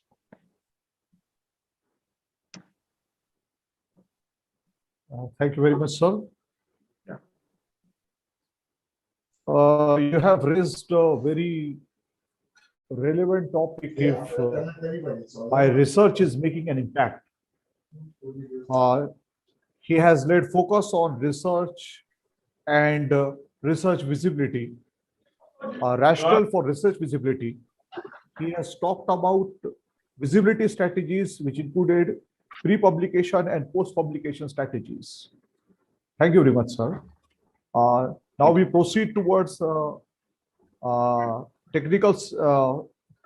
technical session, but Here, I would like to make an announcement that we deeply regret that due to certain unavoidable reasons, Dr. Mangala Hirwade will not be able to make her presentation. Now, we have another eminent resource person, Honorable Samuel Alara, who is the Professor, Department of Quantity Surveying, Federal Polytechnic, Mobi, Nigeria. I invite Dr. Prachi Rode, Professor, Department of Commerce and Management and PhD Supervisor, to introduce Dr. Samuel Alara.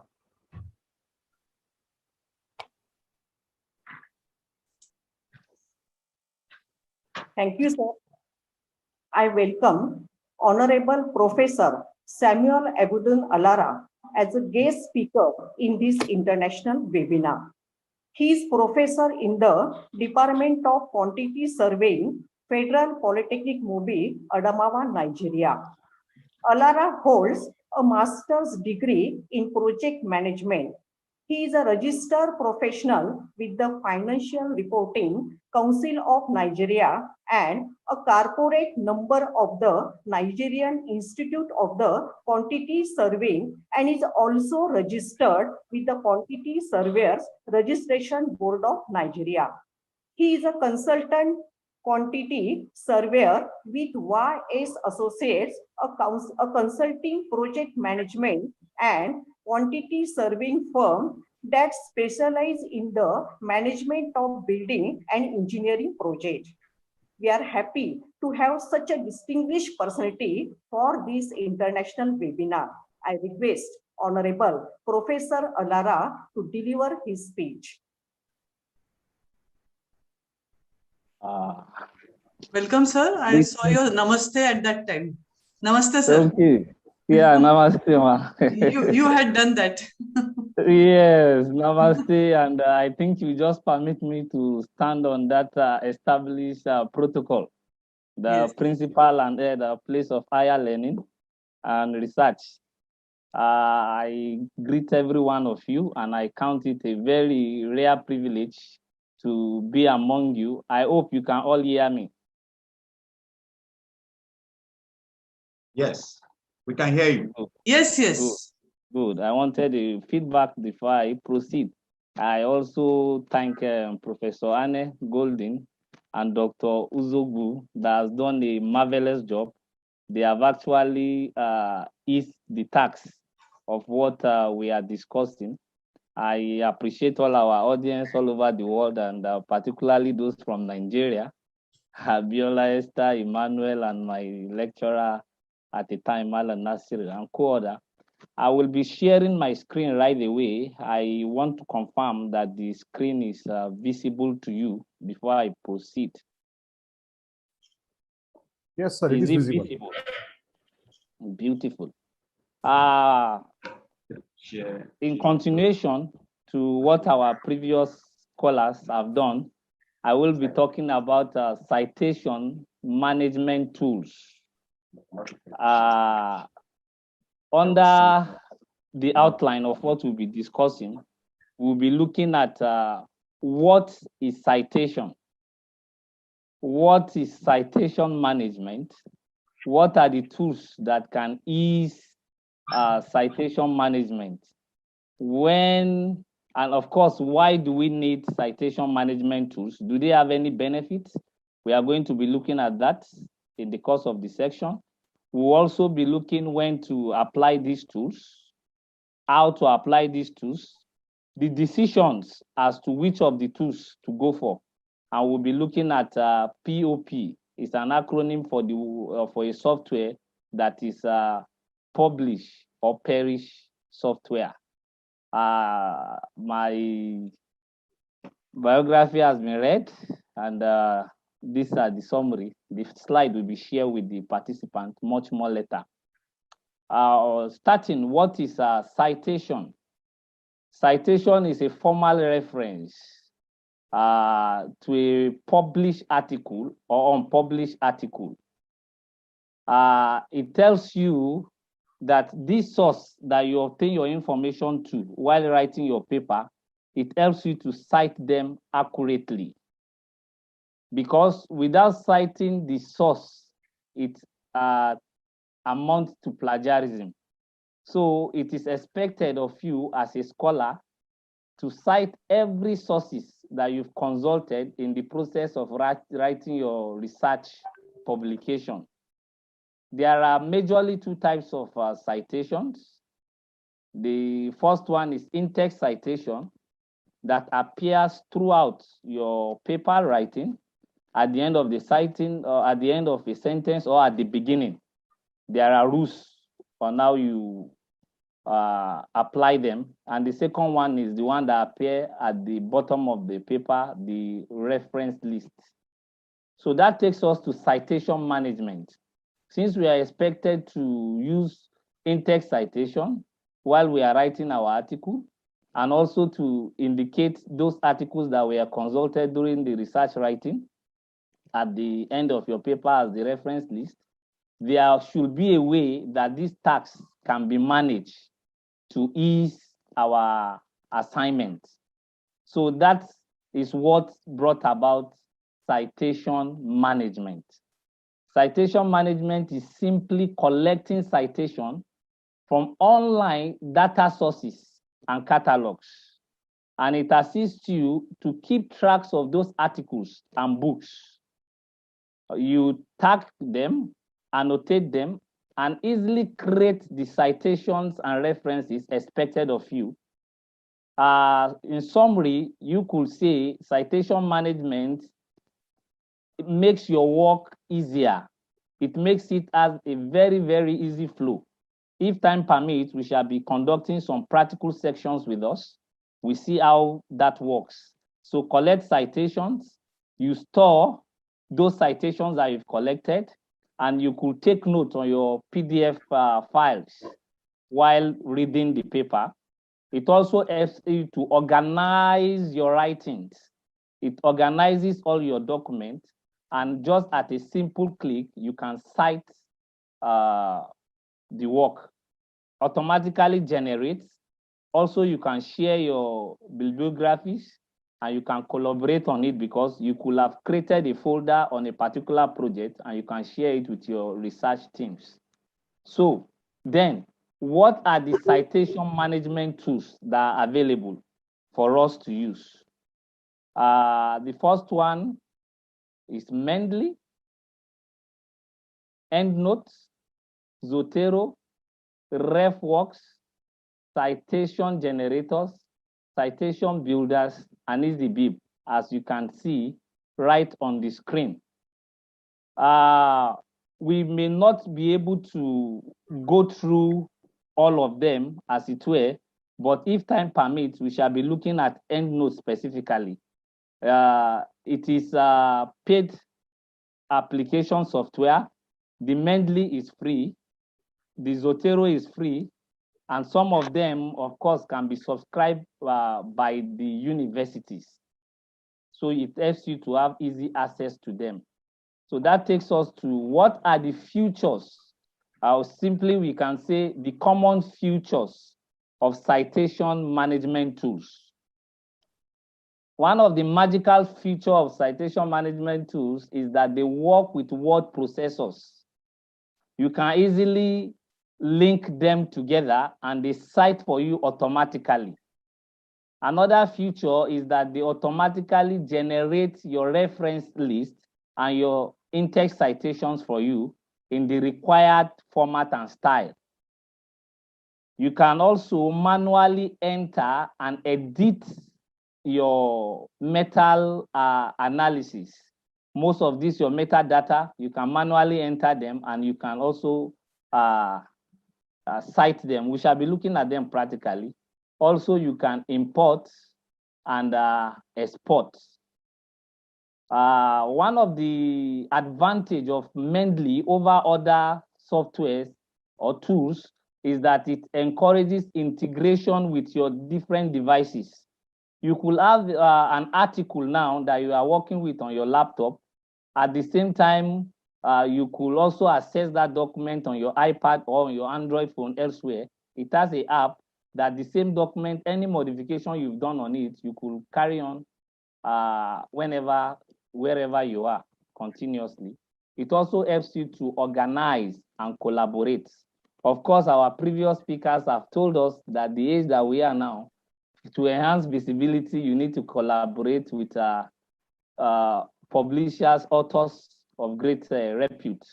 That takes us to what are the questions that you need to consider to decide on which of the tools to use.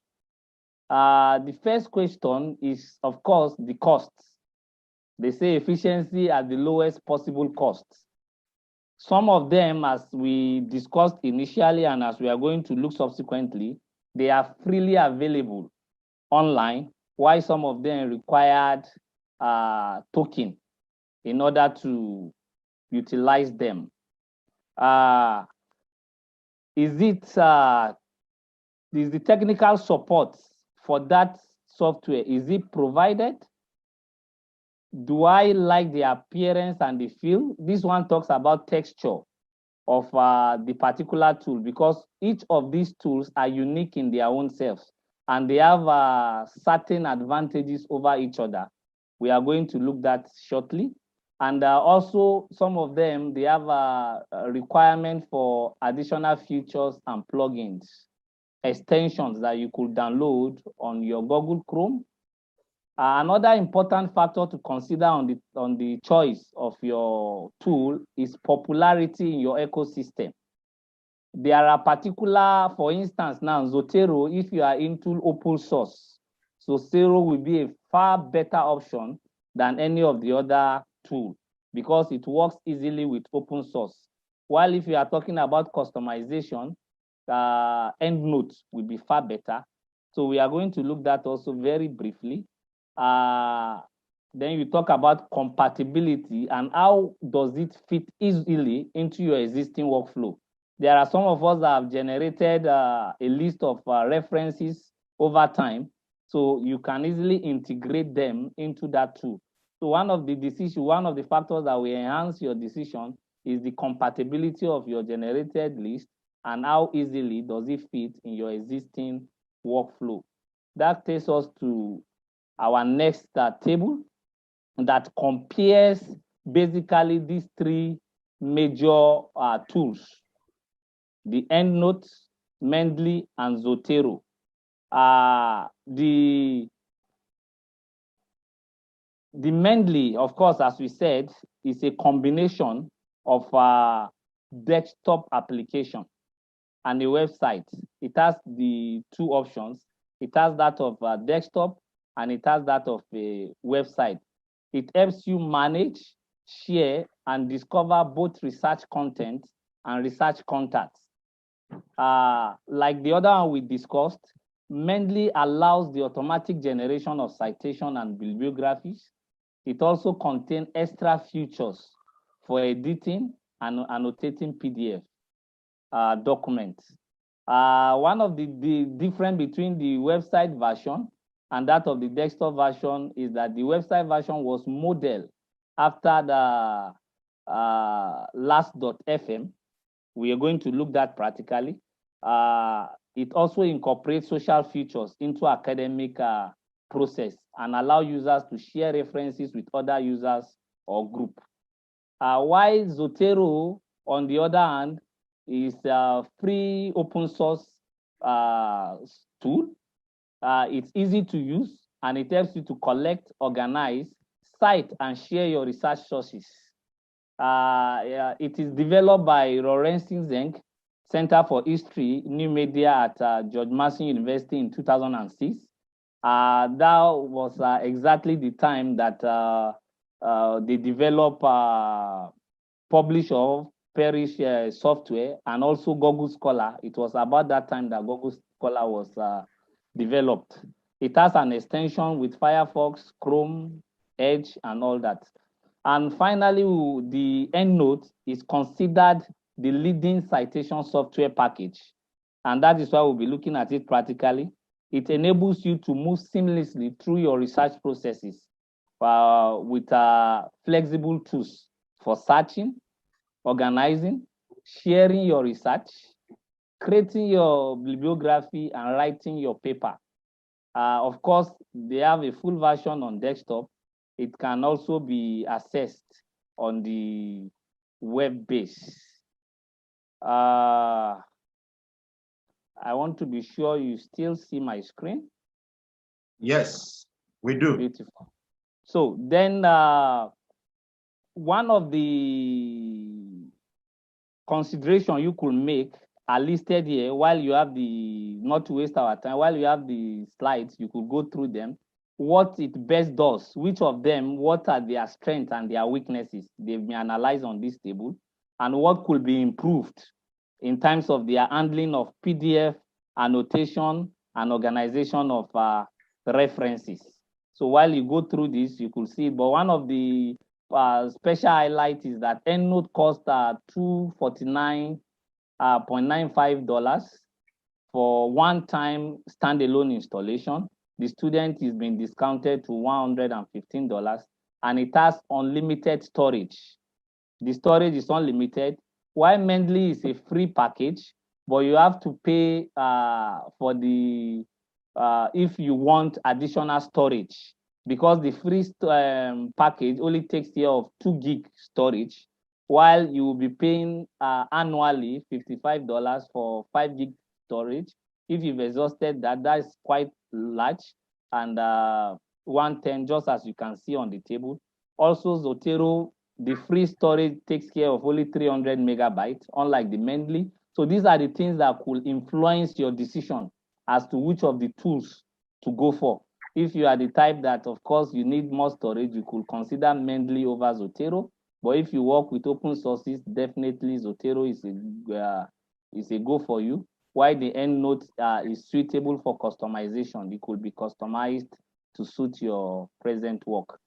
When we talk about data sources, it simply means the sources that you can generate content for, you can generate data for academic content. We're talking about Professor Anne Anzin. She developed publish or perish software in 2006. So she defined it as an interface to specific data sources. It does not have any article in itself. It is just an interface to search particular data source. That is in our word. That means in itself, it doesn't have article in it, but it could give you link to access articles. So we are going to look what are the benefits of this POP before we practically check it online. For some of us that have our laptop, we should be ready to download it. It's very easy. It's less than 2 megabytes, so that we can practicalize the application of these tools. One of the benefits of using publish or perish software is that it has longer search results. You could search at least, you can search up to 1,000 words at a click. For some of us that are used to Google Scholar, you know that you can only generate at least, I think, 10 searches per page on Google Scholar. So if you are to get up to 1,000 searches, it means you have to consult up to 50 pages. But what this software does is that it has shortened your trip at a click. You could get up to 1,000 searches at a go. Another benefit is that it assists us to do comparative search results among those data sources. That is, you can compare your results, your search results between Google Scholar, between Scopus, between Web of Science, between PubMed, and many other cross-reference. We shall be looking at that shortly. It also gives the ability to save search results. That means you could create a folder and save such results. One of the easy tricks of this is that it's very, very advisable to create your folder before even conducting the searches, so that you can organize them in according to the folders. And another benefit is that it gives more options for constraining reference materials to diverse concepts. This is a very important key. We'll be looking at it. It talks about putting constraint, like you can limit your research to the last 5 years. You want recent researches. You are not talking about researches that have gone beyond the last 5 years, you can use that option on your POP. And another benefit is that it provides options for saving searches into diverse citation styles. For EndNote, they have about 6,000 citation styles, while Mendeley has up to 10,000 styles. And that can makes it very easy for you to switch from one style to the other based on the requirement. You remember when Professor Anne Golding was delivering, she told us about considering the requirement of the journal and what are their styles. You need to follow it holistically. It also helps you to do forward and backward search. This is a very key one. We'll be looking at that options. It also helps us to, it gives the ability to extract scientometric indexes. The H index, the G index, everything will be seen at the same time. Not to waste our time, I want to redirect us to go to Google so that we can practically download the POP software. I stop sharing now. I take us to Google page so that we can, for some of us that are on Google, you open the Google. Can you see my page? Yes, sir. Okay.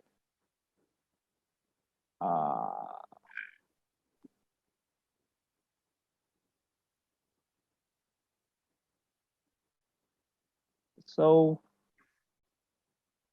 oh, beautiful.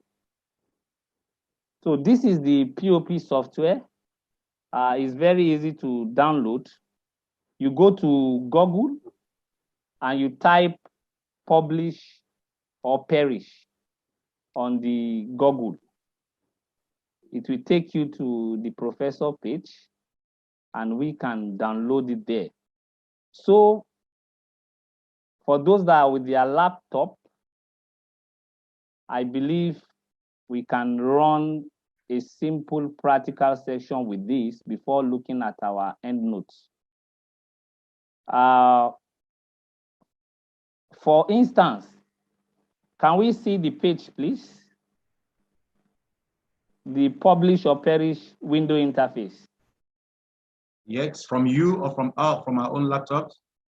No, if you can see it from me, I think from our own laptop is easy to download. You just go to Google. Is anybody there? You could try it out, maybe using the video much more later. It's less than 2 megabytes, but this is what it does. This is the interface of the software for the publish or perish. For some of us that have laptop, I believe you just download it less than 2 megabytes. It's free. It's free software. So what you do if you want to search is you type in you see these asterisks, single asterisks. Yes. The single asterisks tell you that this is a free data source. Look at the cross reference. It's free data source. Look at the Google Scholar, it's free data source. Look at your Google profile, it's free data source, and the PubMed, they are all free data sources. But for the Microsoft Academic Search, it tells you that they need free registration. Free registration is required. Why the Scopus, we shall be looking at it if time permits, it tells you that free registration is required. Why Web of Science, it requires external subscription, probably by our various institutions. So if you want to, let's try something out with the permission of Professor Anne Golding. Since she's here with us, we could use her as a case study just for us to see what we are talking about from a practical point of view. So you could just, if you have that here, you create a folder here. You could create a folder, you say new folder, you right click on that folder, you could rename the folder, as you can see, webinar. You can tag it a webinar, but in this case, I expect us to put practical variables there. Maybe we are talking about library science research theories. So you could do, let's say, webinar. You could open another one. It's very easy. You right click and you new folder. So it opens another one. You could rename it theories as it's applicable to us. Are we together? So Yes. let's search for Google Scholar. We have a case study. You like a lot of case study here. Let's start with Professor Anne. This means, for instance, one of the uses of this is that if you have a professor that you want to know majors or his majors, and you are thinking of getting supervision, you could search and see some of the articles that they've worked on. Let's type Anel Golden.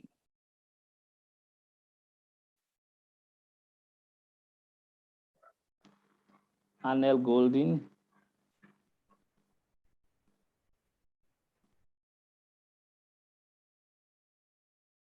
Are we together? Yes. So, good. So now you could just say search. The search is on your right-hand side towards the end. Are we seeing it?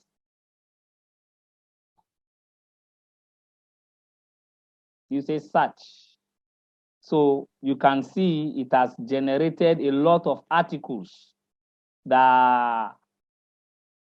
These articles are 164. These data sources, they have different results. If we are looking at Scopus Web of Science, Web of Science also, they have curated lists of credible sources.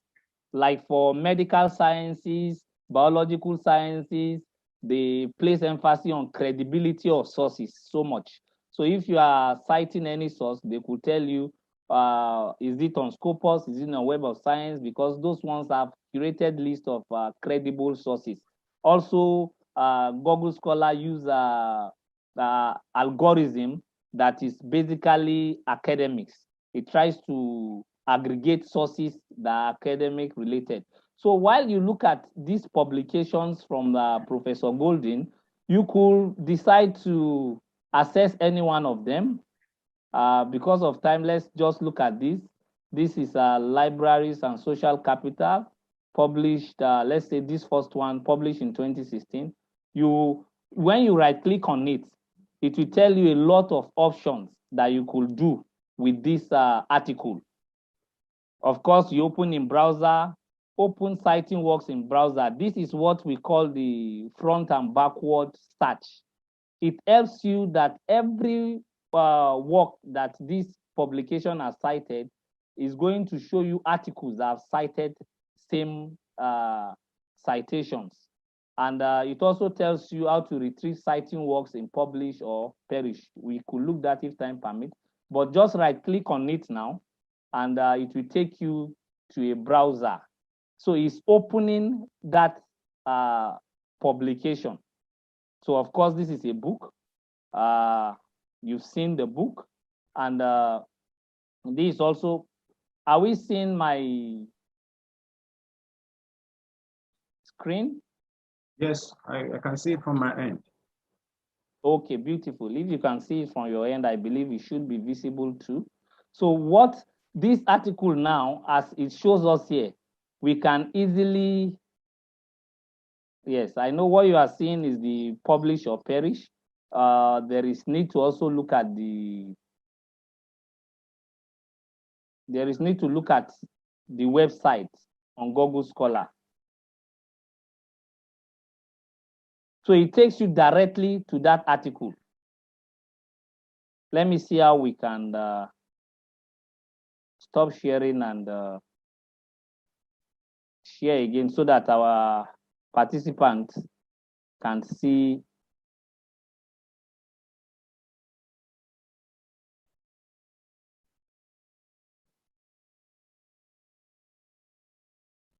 So it shows you the beautiful, stop sharing So I share now.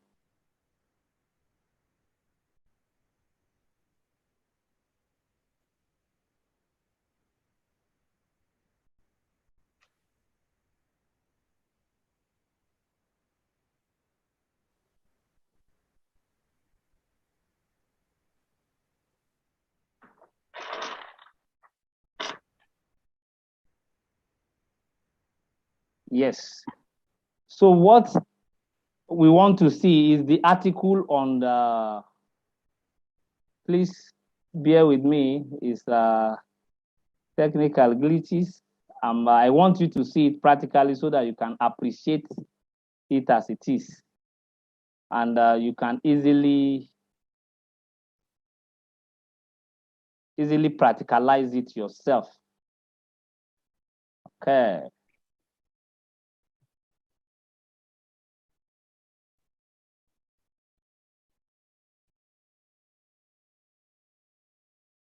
Okay.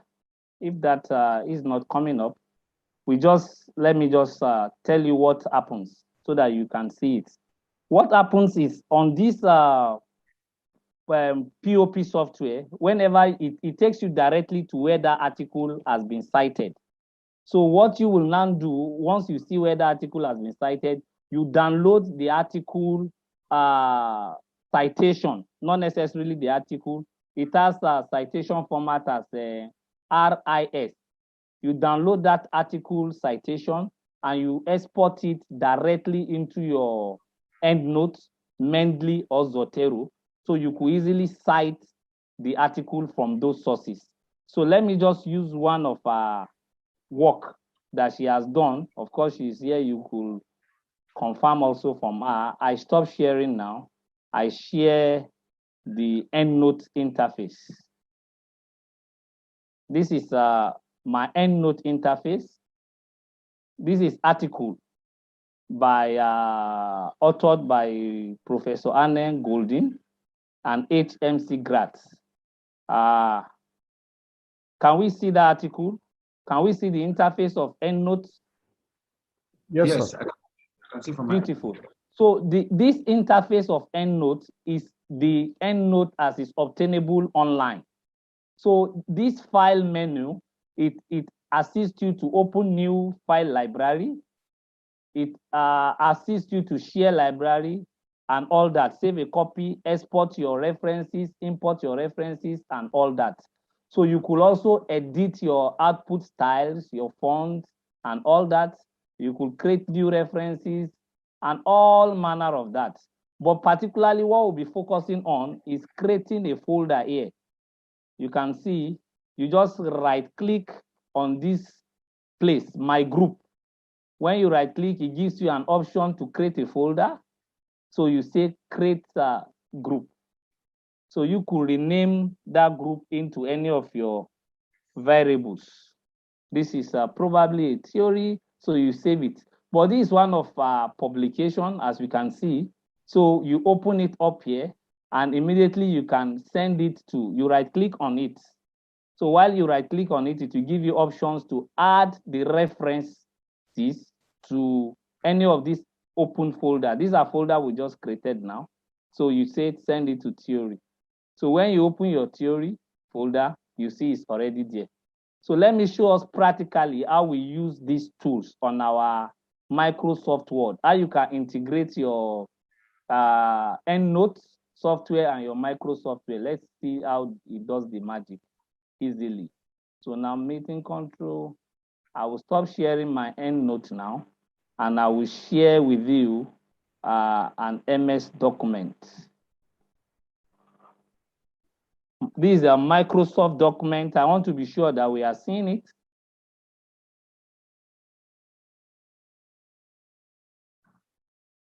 Are we seeing the Microsoft document? Yes. Beautiful. So let's take an instance with this now. She has already taken care of all those headlines, abstracts, introduction, literature review, and all that. So if you are writing your introduction, take for instance, you want to cite what she has said. maybe she said there is a need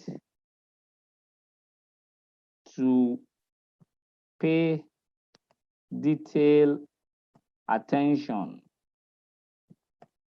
to article guidelines.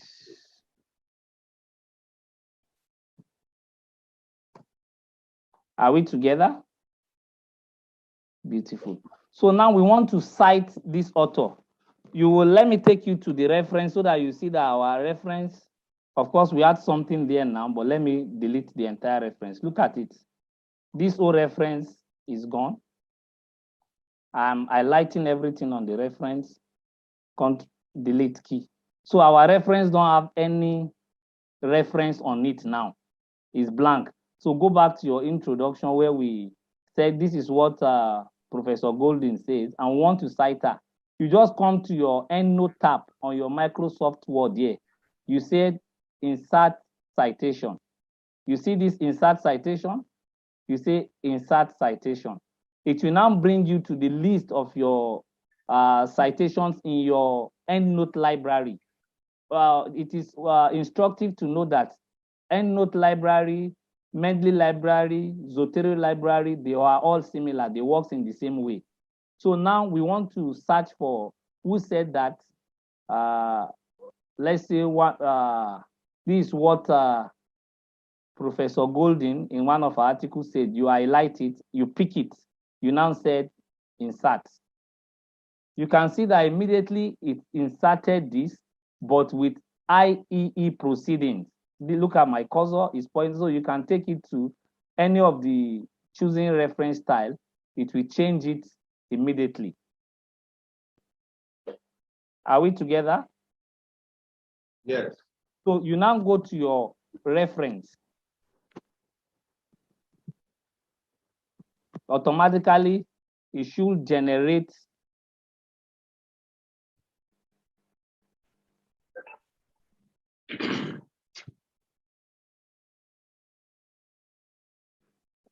sorry, please. We have a new document here. Let's copy from what we said the other time. There is need. Okay. In order to fast track, I'm just trying to open a fresh page. Aha. This is a fresh page, completely new word. You paste anything here, you could put a random word. You want to cite what somebody has said. You come to your EndNote tab here. You say EndNote tab, insert citation. Look for the author that have said that. Haven't populated your library, you say MC this, you say insert. Are we together? So automatically it inserts the in-text citation here and also generates the reference list for you automatically. This should be your reference.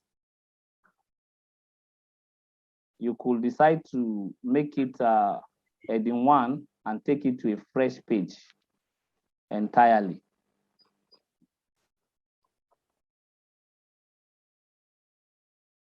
Aha.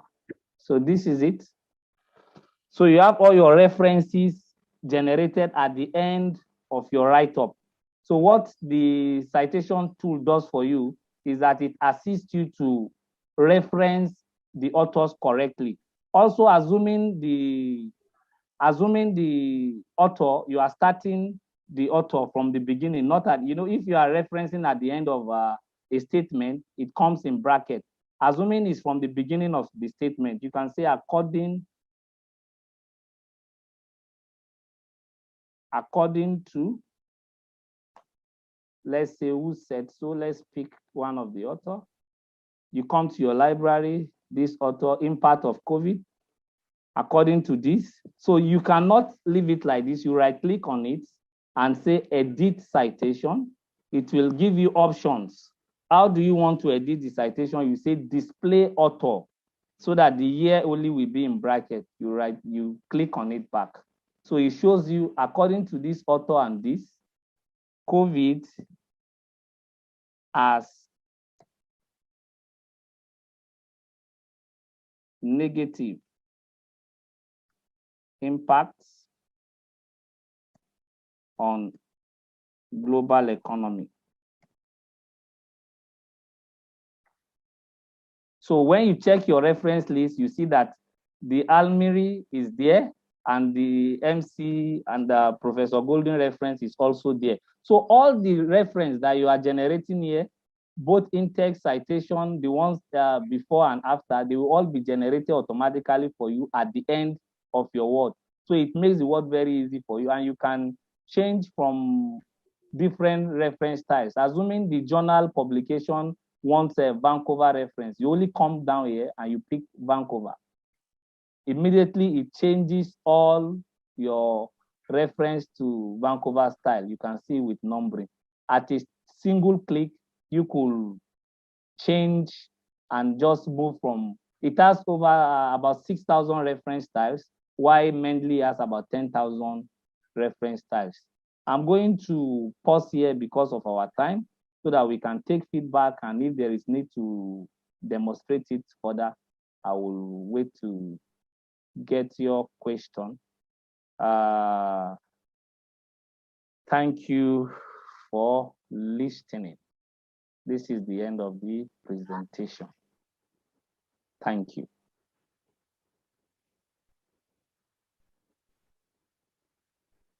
Thank you very much, sir. Dr. Samuel Alara has made a wonderful and useful presentation on citation management tools. He has stressed on the importance of citation management. He has made a comparative study of research applications. He has highlighted the benefits of different tools.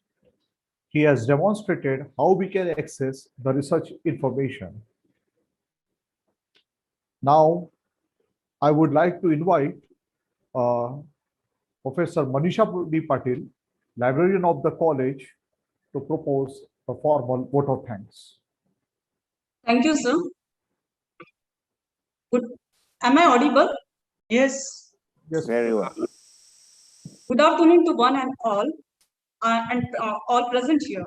Honorable Speaker of the day, Dr. Annie Golding, Dr. Chimiji Patrick Uzukbu, Professor Samuel Abiudun Alara, Principal Dr. Priya Vansari, our esteemed guest and participant. I consider it a great privilege to propose the vote of thanks on behalf of the organizers. Research is a passion and an endless journey that takes us in diverse directions to travel to new ground and validate old theories. Literally, this webinar is an amalgamation of ideas toward research, if I may call it so. First and foremost, I would like to express my deep sense of gratitude towards our patron, Honorable Mr. Ram Mansari, Sir, Vice President Shri Santaji Shikshan Vikas Sanstha, for providing the necessary motivation and resources for successful organizations of this international webinar. I am thankful to Honorable Dr. Annie Golding, ma'am, Professor of Library and Information Management, Victoria University of Wellington, New Zealand, for accepting our invitation and presenting such a valuable insight into the art of writing an effective research paper. My thanks are due to Honorable Dr. Chimiji Patrick Uzukbu, sir, Professor of Library and Information Science, Michael Okpara University of Agriculture, Umude, Nigeria, for sharing his precious intellectual input on enhancing the visibility in the research world. I would like to express my gratitude to Dr. Mangala Hirwade Madam for readily accepting our invitation. We regret that due to her certain unavoidable reason, we remain deprived of her guidance. I'm thankful to Professor Samuel Abiudun Alara, Professor, Department of Quantity Surveying, Federal Polytechnic Mubi, Adamawa, Nigeria, for providing such excellent coverage on citation management.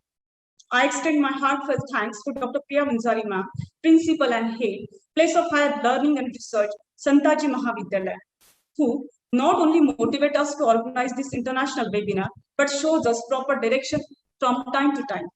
I will be failing in my duty. I do not extend thanks to Dr. Jacqueline Jethaba ma'am, Professor Northeastern Hill University, Shillong, and Mr. Ausanvi Abdullahi Suleiman sir, Nigeria, who helped me reach such resource person of eminence. I'm very grateful to Dr. Neha Sheikh sir for anchoring this webinar very smoothly. I'm also thankful to Ms. Manisha Thakur for technical assistance. A special thanks to all teaching and non-teaching staff for their unflinching support and coordination. My heartfelt thanks to all academicians and eager learners for their active participation who have joined the webinar from various states of India as well as different parts of the world for making this webinar a global event. With this warm word, we move to end of today's international webinar. Thank you so much. Thank you. Thank you.